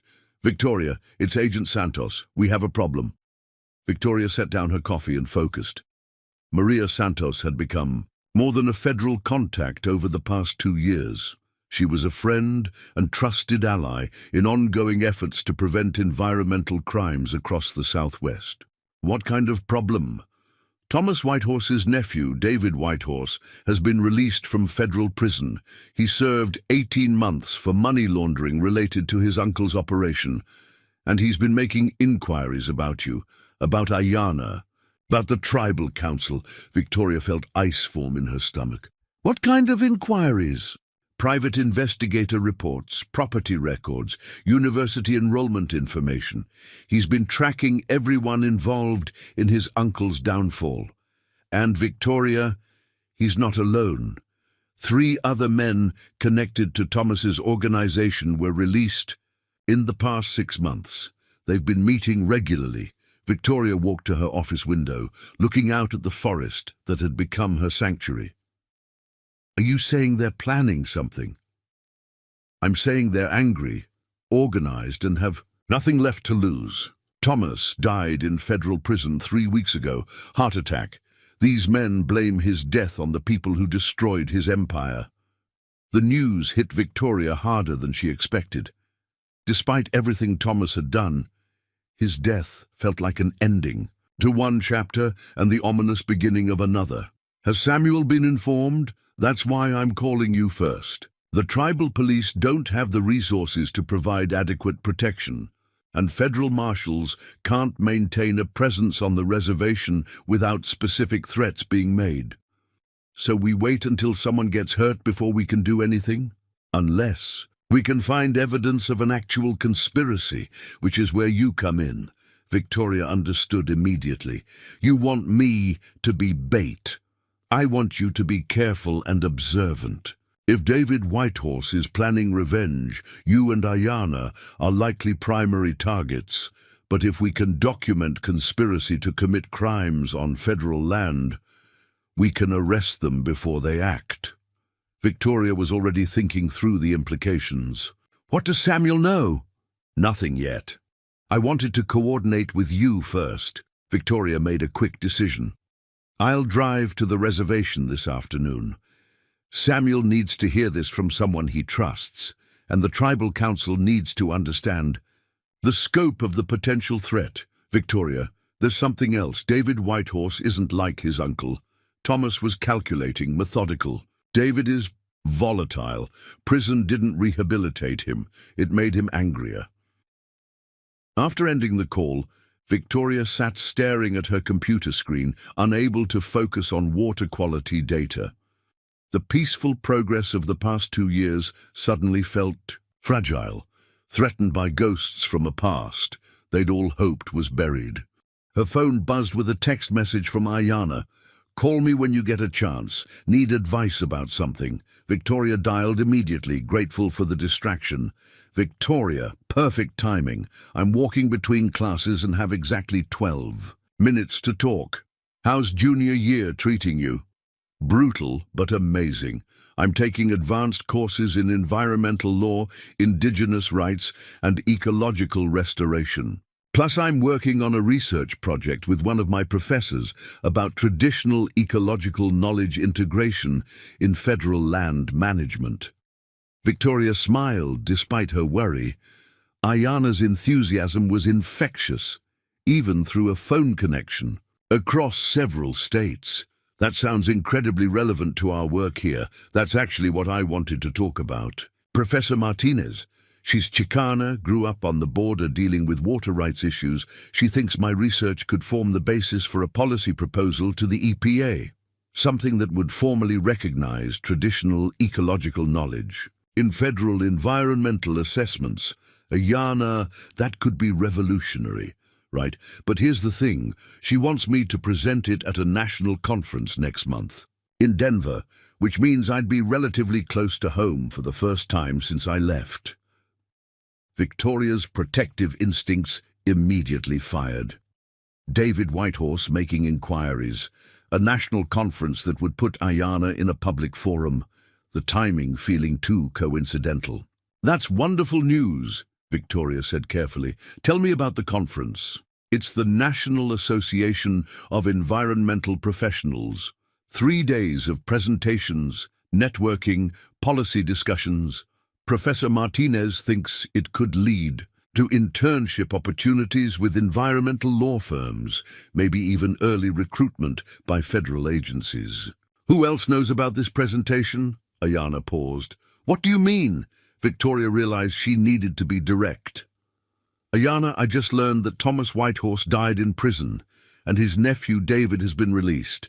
Agent Santos has evidence that David and other former associates have been tracking information about everyone involved in Thomas's arrest. The silence stretched long enough that Victoria wondered if they'd been disconnected. Ayana, I'm here, I'm just processing. Her voice had lost all its earlier enthusiasm. Do you think I'm in danger? I think we need to be careful. The conference itself is probably safe. Too public. Too many witnesses.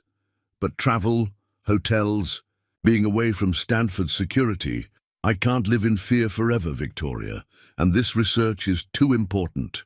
If traditional ecological knowledge gets formal recognition in federal policy, it changes everything for indigenous communities nationwide. Victoria admired Ayana's courage, but her worry was growing stronger.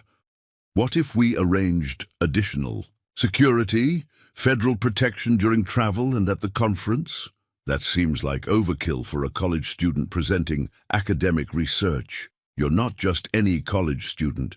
You're the granddaughter of a tribal leader who helped expose a major federal corruption scandal.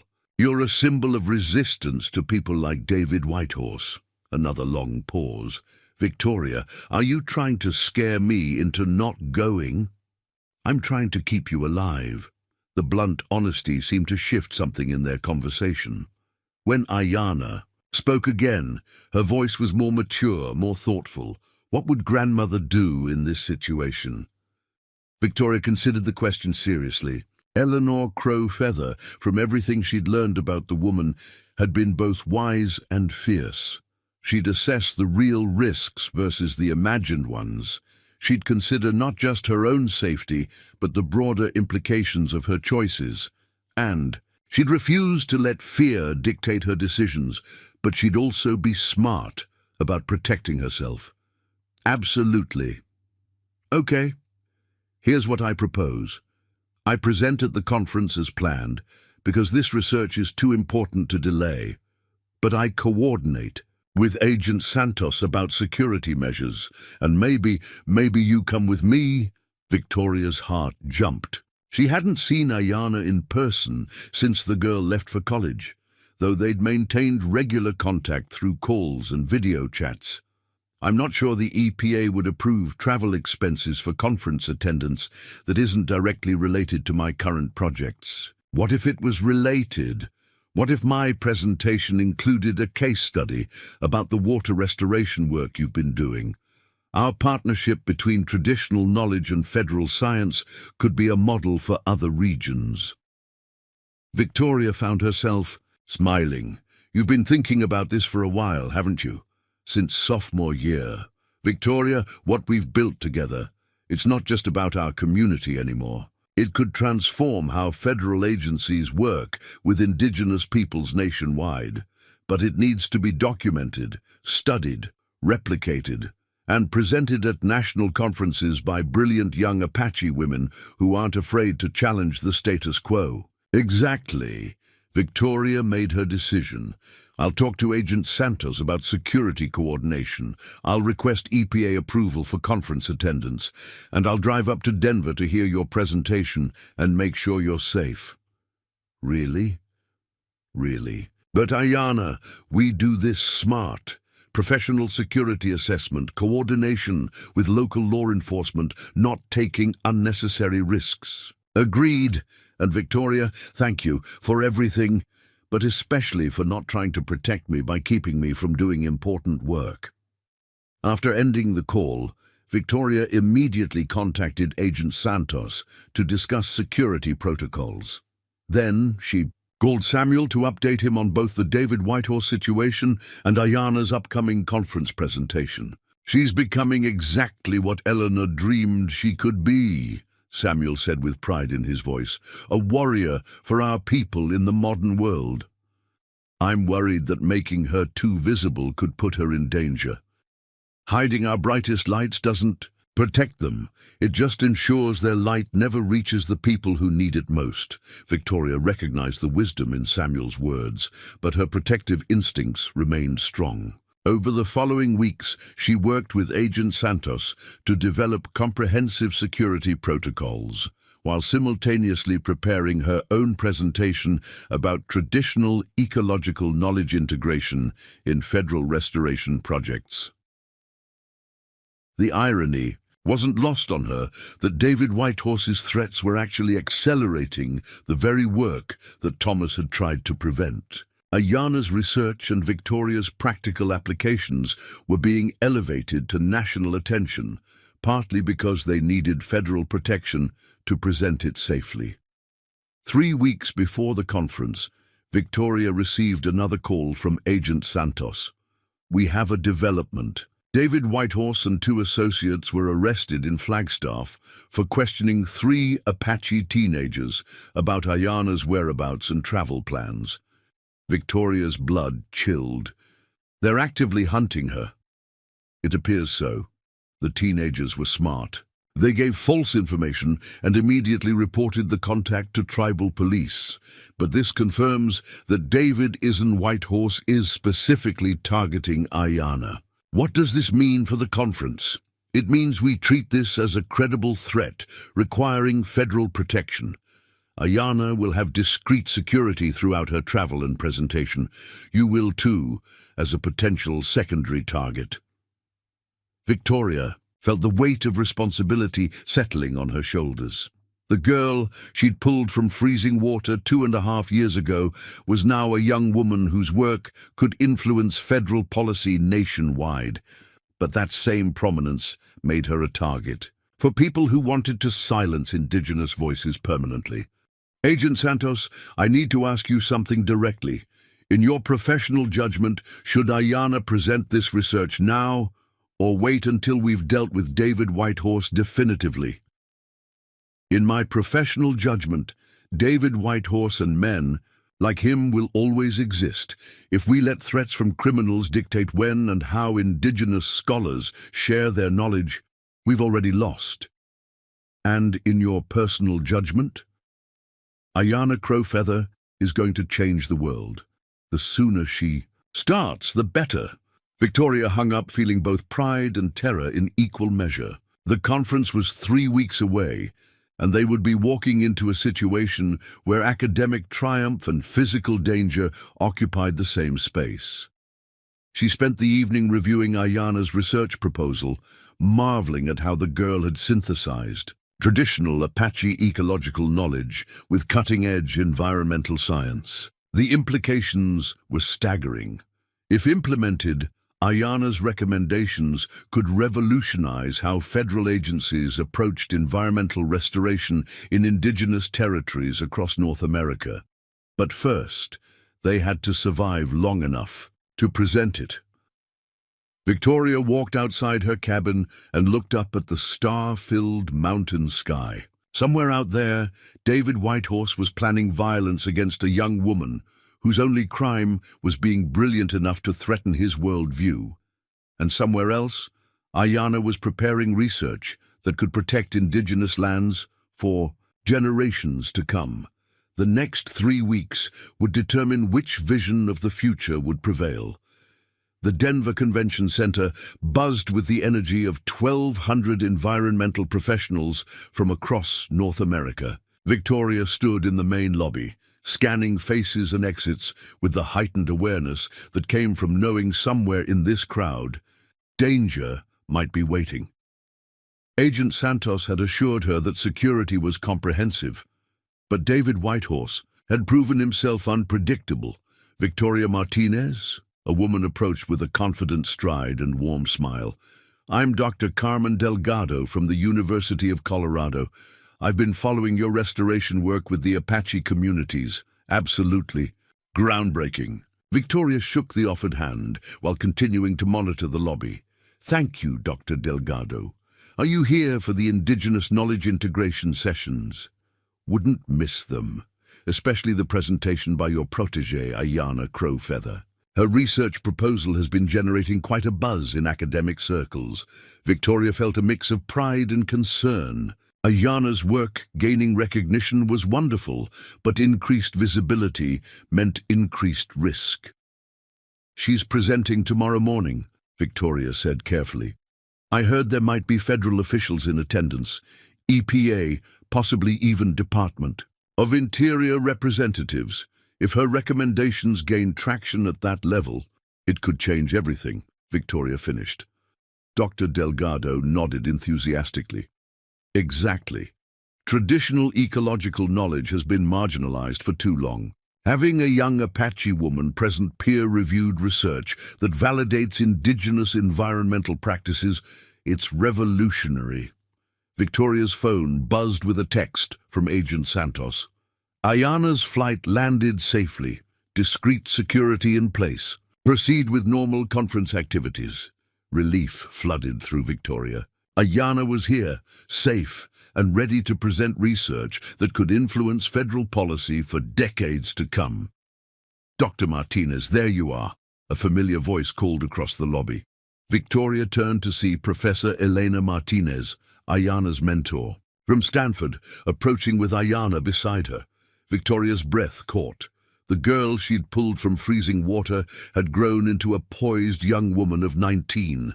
Ayanna wore professional attire that somehow managed to honor both her Apache heritage and academic achievement, a tailored blazer over a traditional silver necklace, her long black hair braided with small turquoise beads. "Victoria," Ayanna said, and her voice carried new confidence alongside familiar warmth. "It's so good to see you." Their embrace was brief, but heartfelt. Victoria could feel the strength in Ayanna's frame, the self-assurance that came from 2 years of academic success and personal growth. "You look ready to change the world," Victoria said.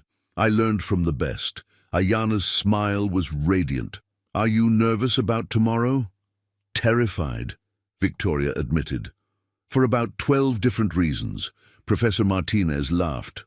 "That's normal. Ayanna's been pacing her hotel room since yesterday, but her research is solid, her presentation is compelling, and she's got support from some very influential people." "Speaking of which," Ayanna said, lowering her voice, "Agent Santos briefed me on the security situation. I want you to know I'm taking it seriously, but I'm not going to let David Whitehorse's threats diminish what we're trying to accomplish here." Victoria nodded approvingly. "Your grandmother would be proud of that attitude. My grandmother would also tell me to be smart about protecting myself while I'm being brave about protecting others." Dr. Delgado, who had been listening with interest, stepped forward. "Excuse me, but did you say Agent Santos? As in federal protection?" Victoria and Ayanna exchanged glances. They'd agreed to be discreet about security concerns, but clearly word was spreading. "There have been some threats related to our environmental work," Victoria said carefully. "Nothing that should interfere with the conference." "Threats serious enough to warrant federal protection?" Dr. Delgado's expression had shifted from curiosity to concern. "What kind of threats?" Professor Martinez intervened smoothly. "The kind that unfortunately come with challenging, powerful interests. Ayana's research threatens some people who profit from environmental degradation. That's exactly why this work is so important, Dr. Delgado said firmly. Indigenous communities have been targets of environmental racism for generations. When someone like Ayana presents solutions based on traditional knowledge, it challenges the entire power structure. Victoria realized Dr. Delgado understood more than she'd initially revealed. You've dealt with similar situations. My own research on border water rights has generated some uncomfortable attention from certain political groups. Academia isn't as ivory tower as people think. Real research that threatens real money often leads to real consequences. Ayana was listening intently. How do you handle it? The threats, I mean. You do the work anyway. You present the research, you change the policies, and you surround yourself with people who believe in what you're doing. Dr. Delgado gestured around the lobby. Everyone here supports environmental justice. That's not nothing. The conversation was interrupted by the arrival of a tall man in an expensive suit who approached their group with purposeful strides. Dr. Martinez, Ms. Crow-Feather, he said, extending business cards. I'm Robert Chen, Deputy Director of the EPA's Office of Environmental Justice. I've been looking forward to your presentations. Victoria accepted the card with surprise. I wasn't aware the EPA was sending senior officials. Your work integrating traditional ecological knowledge with federal restoration projects has caught significant attention in Washington. If Ms. Crow-Feather's research validates what you've accomplished practically, it could influence policy nationwide. Ayana's eyes widened. Nationwide? The administration is looking for innovative approaches to environmental restoration that respect indigenous sovereignty while achieving measurable results. Your case study provides exactly that model. Victoria felt the weight of implications settling on her shoulders. This wasn't just an academic conference anymore. It was a potential policy summit that could reshape federal environmental practices. Mr. Chen, Victoria said carefully, given the level of attention this is receiving, have you coordinated with the security personnel already in place? Robert Chen's expression became more serious. Agent Santos briefed me on the situation. We're taking appropriate precautions. But Ms. Crow-Feather, I want you to understand that backing down now would send a message that threats and intimidation work against indigenous researchers. I have no intention of backing down, Ayana said firmly. My grandmother always said that the most important battles are the ones you're afraid to fight. Your grandmother sounds like a wise woman. She was. And she taught me that sometimes you have to risk everything to protect what matters most. Professor Martinez checked her watch. We should get Ayana to the rehearsal room. Tomorrow's presentation needs to be perfect. As they moved through the convention center, Victoria noticed the discreet security presence Agent Santos had arranged. Professional-looking attendees who stood just slightly wrong, who scanned crowds instead of reading conference programs, who maintained sightlines to Ayana at all times. The rehearsal room was smaller than the main auditorium where Ayana would present the next morning, but it was set up identically. Ayana took her place at the podium while Victoria and Professor Martinez settled into seats to provide feedback. Traditional ecological knowledge integration in federal environmental restoration, a case study from Apache territory, Ayana began, her voice carrying clearly through the room. For the next hour, Victoria watched Ayana present research that synthesized ancient Apache ecological wisdom with cutting-edge environmental science. The data was compelling, the analysis was rigorous, and the policy recommendations were revolutionary. Traditional Apache water management practices, implemented for over 1,000 years, demonstrate measurably superior outcomes compared to contemporary federal restoration approaches. Ayana explained, clicking through slides showing before and after photographs of watershed restoration. Indigenous communities maintained healthy ecosystems through integrated management that considered seasonal variation, wildlife migration patterns, and long-term sustainability. Federal restoration projects that ignore this traditional knowledge consistently fail to achieve lasting results. Victoria felt goosebumps as she watched Ayana command the room. This wasn't just academic research. It was a blueprint for transforming how federal agencies approached environmental restoration in indigenous territories. The collaboration between traditional ecological knowledge and modern environmental science, as demonstrated in the Colorado Watershed Restoration Project, achieved 300% better outcomes than comparable federal projects using conventional approaches, Ayana continued. Professor Martinez leaned over to Victoria. She's going to change everything if we can keep her safe long enough to present it, Victoria murmured. After the rehearsal, they gathered in the hotel restaurant for dinner. The conversation flowed between academic discussions of environmental policy and personal updates about reservation life. Ayana wanted to know about every detail of the restoration project's progress, while Victoria was fascinated by Ayana's descriptions of Stanford's research facilities. The best part of college, Ayana said over dessert, is realizing that the traditional knowledge grandmother taught me isn't primitive or outdated. It's actually more sophisticated than most modern approaches. How so? Robert Chen asked. He joined them for dinner, genuinely interested in Ayana's perspective. Take water management, for example. Modern engineering focuses on controlling water flow through dams, diversions, and channelization.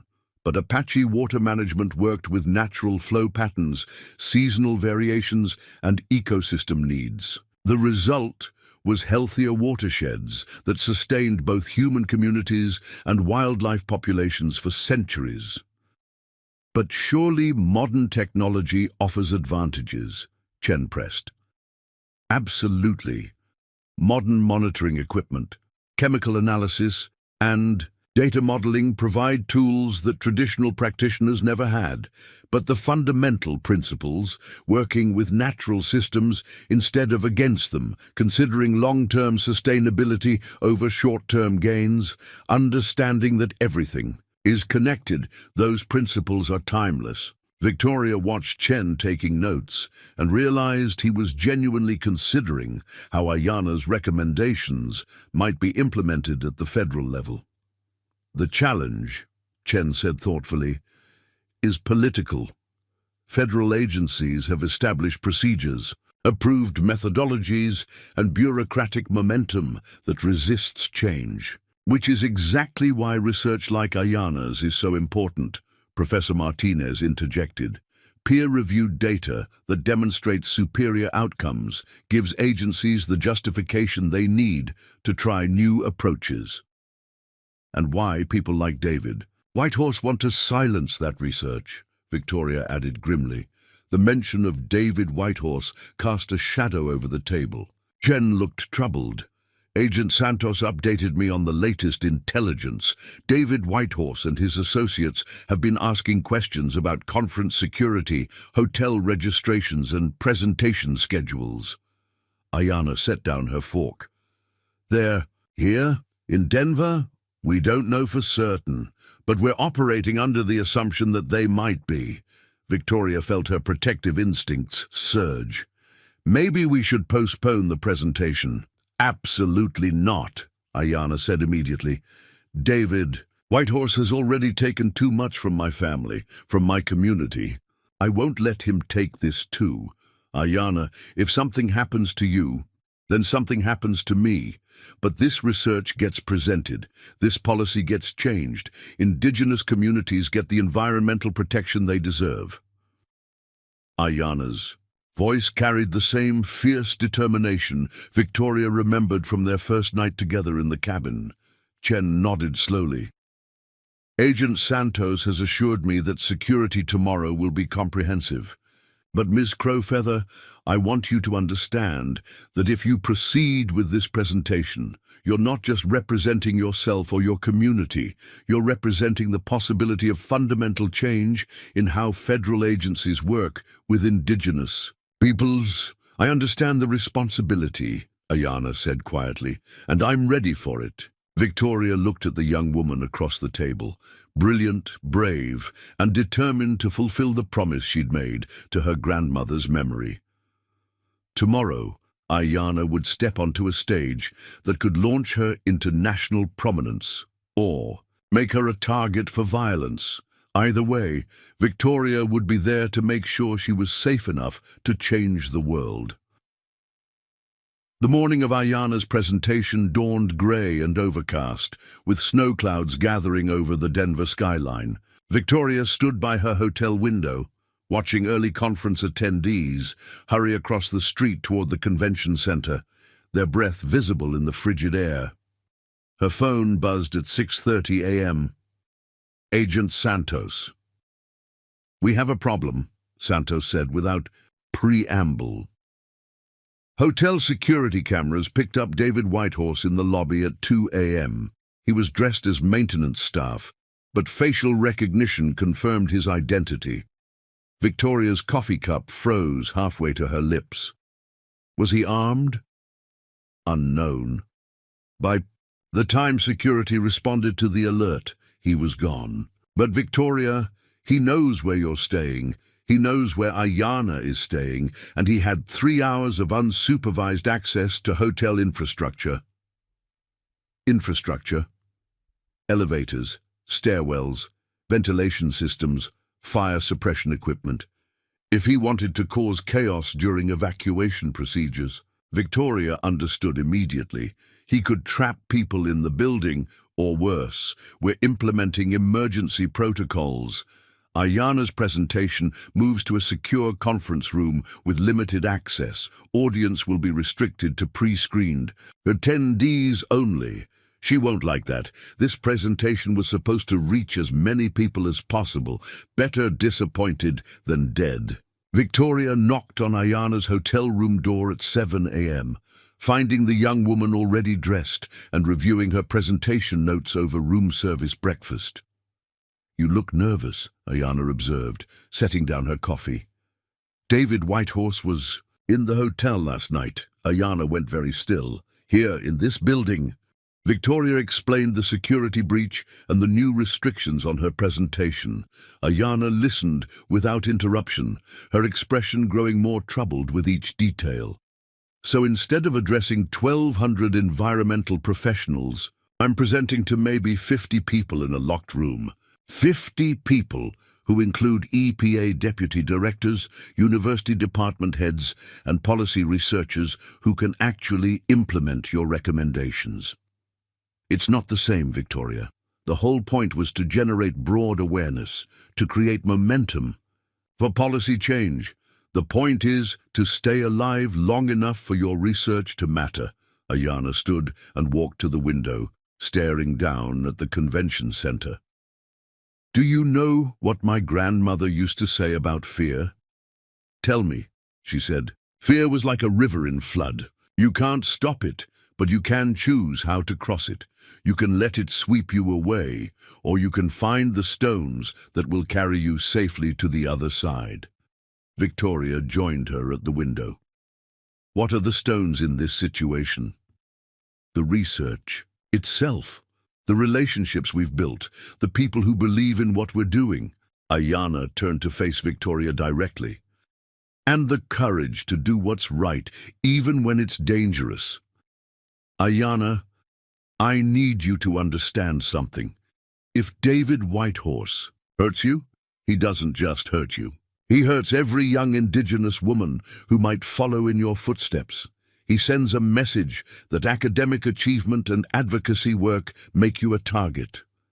And if I hide in a secure room, presenting to 50 people instead of 1,200, what message does that send?"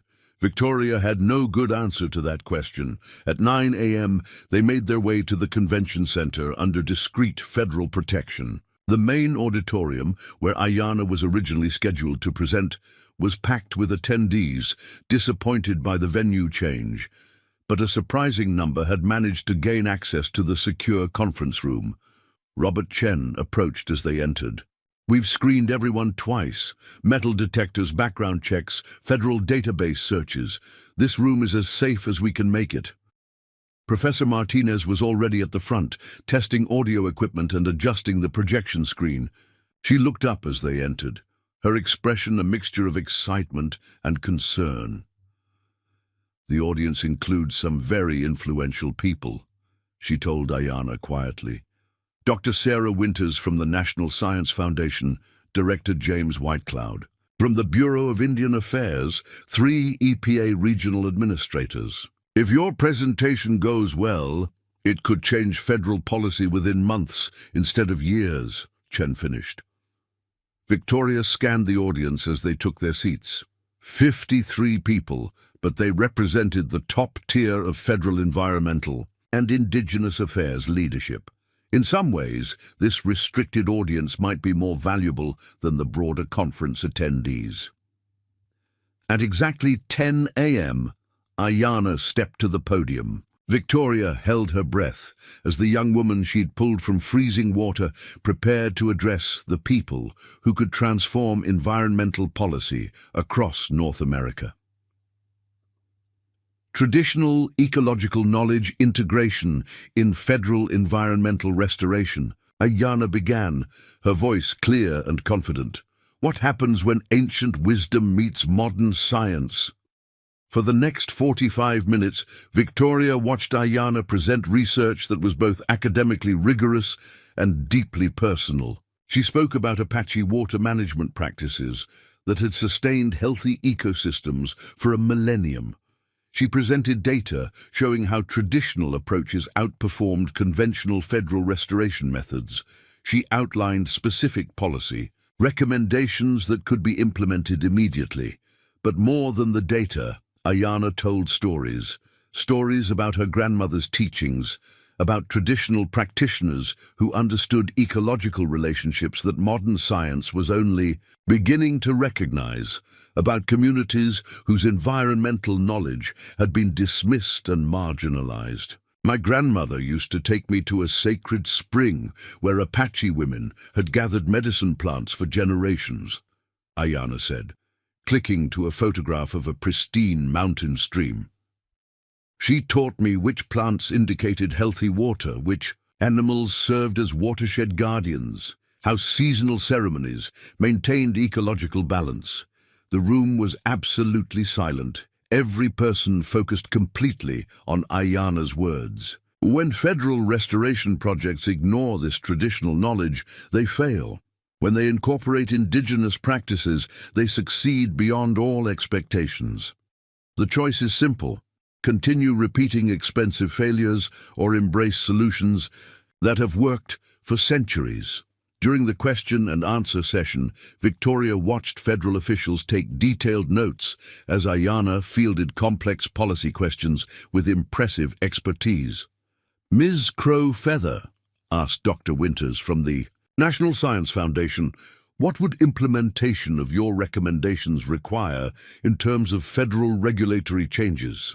3 specific modifications to current EPA guidelines, formal recognition of traditional ecological knowledge in environmental impact assessments, and partnership agreements with tribal environmental authorities, Ayana replied without hesitation. "And the timeline for implementation? These changes could be piloted within 6 months and fully implemented within 2 years, assuming federal commitment to the process." Victoria felt tears stinging her eyes as she watched Ayana command the room. The desperate 15-year-old, who had nearly drowned rather than accept an unwanted marriage, had become a poised advocate whose words could reshape federal environmental policy. As the presentation concluded to enthusiastic applause, Robert Chen approached the podium. "Ms. Crow-Feather, on behalf of the EPA, I'd like to invite you to Washington next month to present these recommendations to the Environmental Justice Advisory Council." "I'd be honored," Ayana replied. And Dr. Martinez, Chen continued, addressing. Victoria, we'd like to discuss expanding your restoration model to additional sites across the Southwest. Victoria felt the room's energy, the sense that something significant had just occurred. Ayana's presentation hadn't just been successful, it had been transformative. But as they gathered their materials and prepared to leave the secure conference room, Victoria's phone buzzed with an urgent message from Agent Santos. David Whitehorse spotted outside Convention Center, armed, Federal response team moving to intercept. The celebration would have to wait. Victoria's phone buzzed again as they exited the secure conference room. Agent Santos's voice was tense.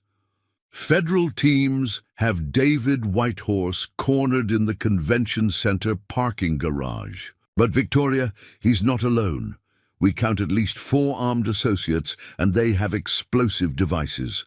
The corridor around them suddenly filled with federal agents ushering conference attendees toward emergency exits.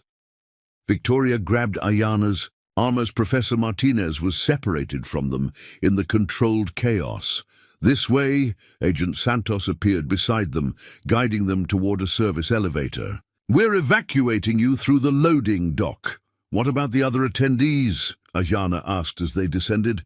Secondary priority. You're the primary target. The loading dock was organized chaos. Federal vehicles, tactical teams, and evacuation protocols being executed with military precision. Victoria could hear helicopter rotors overhead as they were rushed toward an armored SUV. Agent Santos, Robert Chen's voice crackled over radio. David Whitehorse is demanding to speak with Ayana Crow-Feather. He says he'll release the hostages if she comes to the parking garage. Victoria felt ice in her veins. Hostages? 12 conference attendees, including Professor Martinez. Whitehorse has them in the lower level of the parking garage with what appears to be a significant explosive device. Ayana stopped walking toward the SUV. I have to go. Absolutely not, Victoria said immediately.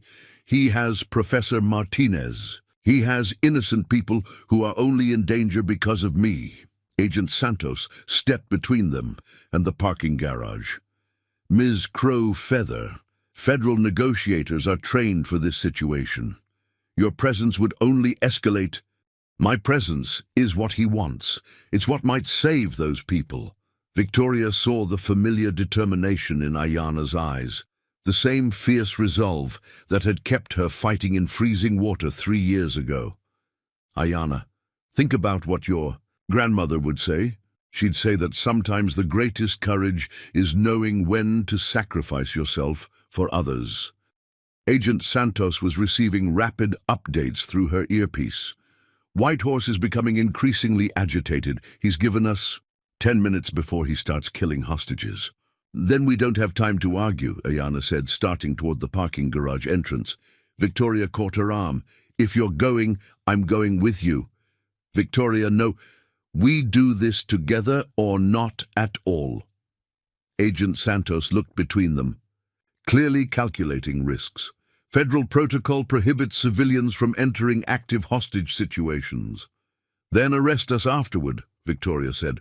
But right now, we might be the only chance those people have. 3 minutes later, Victoria and Ayana walked into the Convention Center parking garage under the protection of tactical snipers positioned throughout the structure. The lower level was dimly lit, their footsteps echoing off concrete walls. David Whitehorse stood in the center of the garage, a dead man's switch in his hand, connected to what looked like enough explosives to bring down the entire building. 12 people knelt in a semicircle around him, including Professor Martinez, whose eyes widened with fear when she saw Ayana approaching. The famous Ayana Crow-Feather, David called out, his voice carrying the unstable edge of someone with nothing left to lose. The Apache princess who destroyed my family. Your uncle destroyed himself, Ayana replied, her voice steady despite the danger. I just refused to be his victim. My uncle built something important. He gave our people Power, respect, and economic opportunity. And you tore it all down for what? So you could play as a college student? Victoria could see federal snipers moving into position in the shadows, but the hostages were too close to David for a clean shot. Your uncle poisoned water sources, forced children into marriage, and corrupted federal agents, Ayana said. He built his power by destroying the things that should have been protected. And what have you built? Academic papers, research presentations. You think that changes anything? I think it changes everything. David's laugh was bitter. You're still that naive little girl who thought she could escape her responsibilities. Well, today you learn that actions have consequences. You're right, Ayana said, taking a step closer. Actions do have consequences. Your uncle's actions led to federal prison and death. Your actions led to this moment where you're threatening innocent people because you can't accept that the world has moved beyond your family's corruption. Shut up! David's hand tightened on the dead man's switch. And my actions led to policy. Changes that will protect indigenous communities for generations. That will ensure traditional ecological knowledge is respected in federal decision-making. That will prevent other Thomas White horses from poisoning water sources and exploiting vulnerable families. Victoria watched Ayana walk steadily toward David, speaking with calm authority, even as she moved closer to the explosives. This morning, 50 of the most influential environmental policy leaders in North America heard research that will transform how federal agencies work with indigenous peoples. That research is already being implemented. The changes are already happening. None of that matters if you're dead, David snarled. It matters more if I'm dead, Ayana replied, because then I become a symbol instead of just a researcher. My death would generate national attention, federal investigations, and political pressure that would accelerate every policy change I recommended. Victoria realized what Ayana was doing.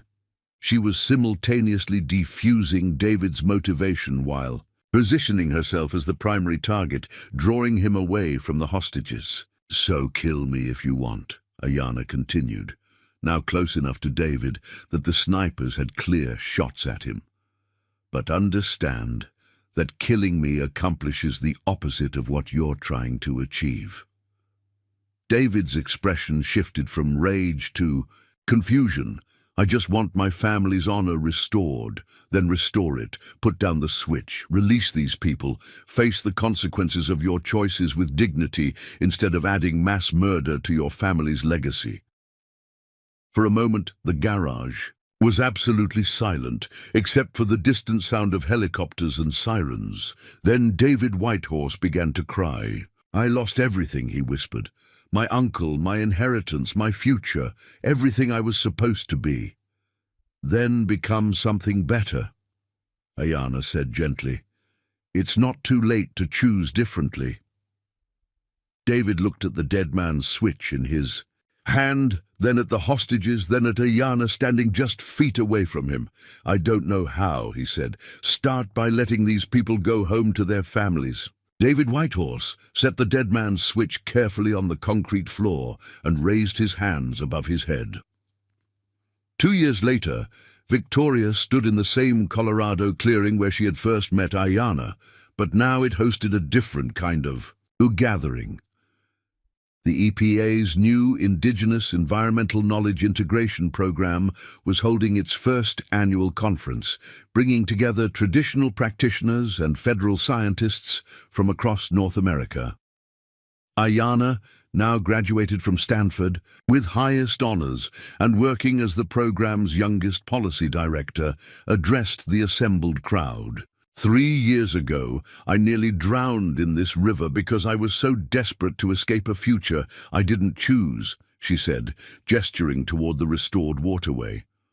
Today, I stand here having chosen a future where traditional knowledge and modern science work together to heal the damage that ignorance and exploitation have caused. Victoria smiled as she watched Ayana command the attention of federal officials, tribal leaders, and environmental scientists. The girl she'd pulled from freezing water had become exactly what her grandmother had envisioned. A warrior for her people in the modern world. After the ceremony, as attendees shared traditional foods and modern refreshments, Samuel approached Victoria with a familiar expression of pride, mixed with amazement. "Eleanor would hardly believe it," he said, watching Ayana explain traditional plant medicines to a group of EPA botanists. "Her granddaughter is changing federal policy, protecting sacred sites, and teaching government scientists to listen to indigenous wisdom. She'd probably say the spirits work in mysterious ways," Victoria replied. "She'd also say that some rescues take longer to complete than others. You didn't just pull Ayana out of that river, Victoria. You pulled our entire community toward a better future." Victoria looked around the gathering, at young indigenous people preparing for environmental science careers, at federal officials learning traditional ecological practices, at a restored landscape that served as proof that cooperation between cultures could heal even the deepest wounds. "We rescued each other," she said simply, as the sun set over the Colorado mountains, painting the sky in brilliant oranges and purples. Victoria reflected on how a single moment of courage, reaching out to save a drowning girl, had transformed into something much larger. Traditional knowledge was now formally recognized in federal environmental policy. Indigenous communities had new tools to protect their sacred places. And somewhere, other young people were discovering that their heritage wasn't something to escape from, but something to build upon. The river flowed clean and strong through the forest, carrying the story of healing toward future generations who would inherit a world where ancient wisdom and modern science worked together to protect what mattered most. Some rescues, Victoria realized, continued long after the drowning person reached safety. The best ones transformed not just individuals, but entire communities, entire systems, entire ways of understanding what it meant to save each other. Up next, you've got two more standout stories right on your screen. If this one hits the mark, you won't want to pass these up. Just click and check them out. And don't forget to subscribe and turn on the notification bell so you don't miss any upload from us.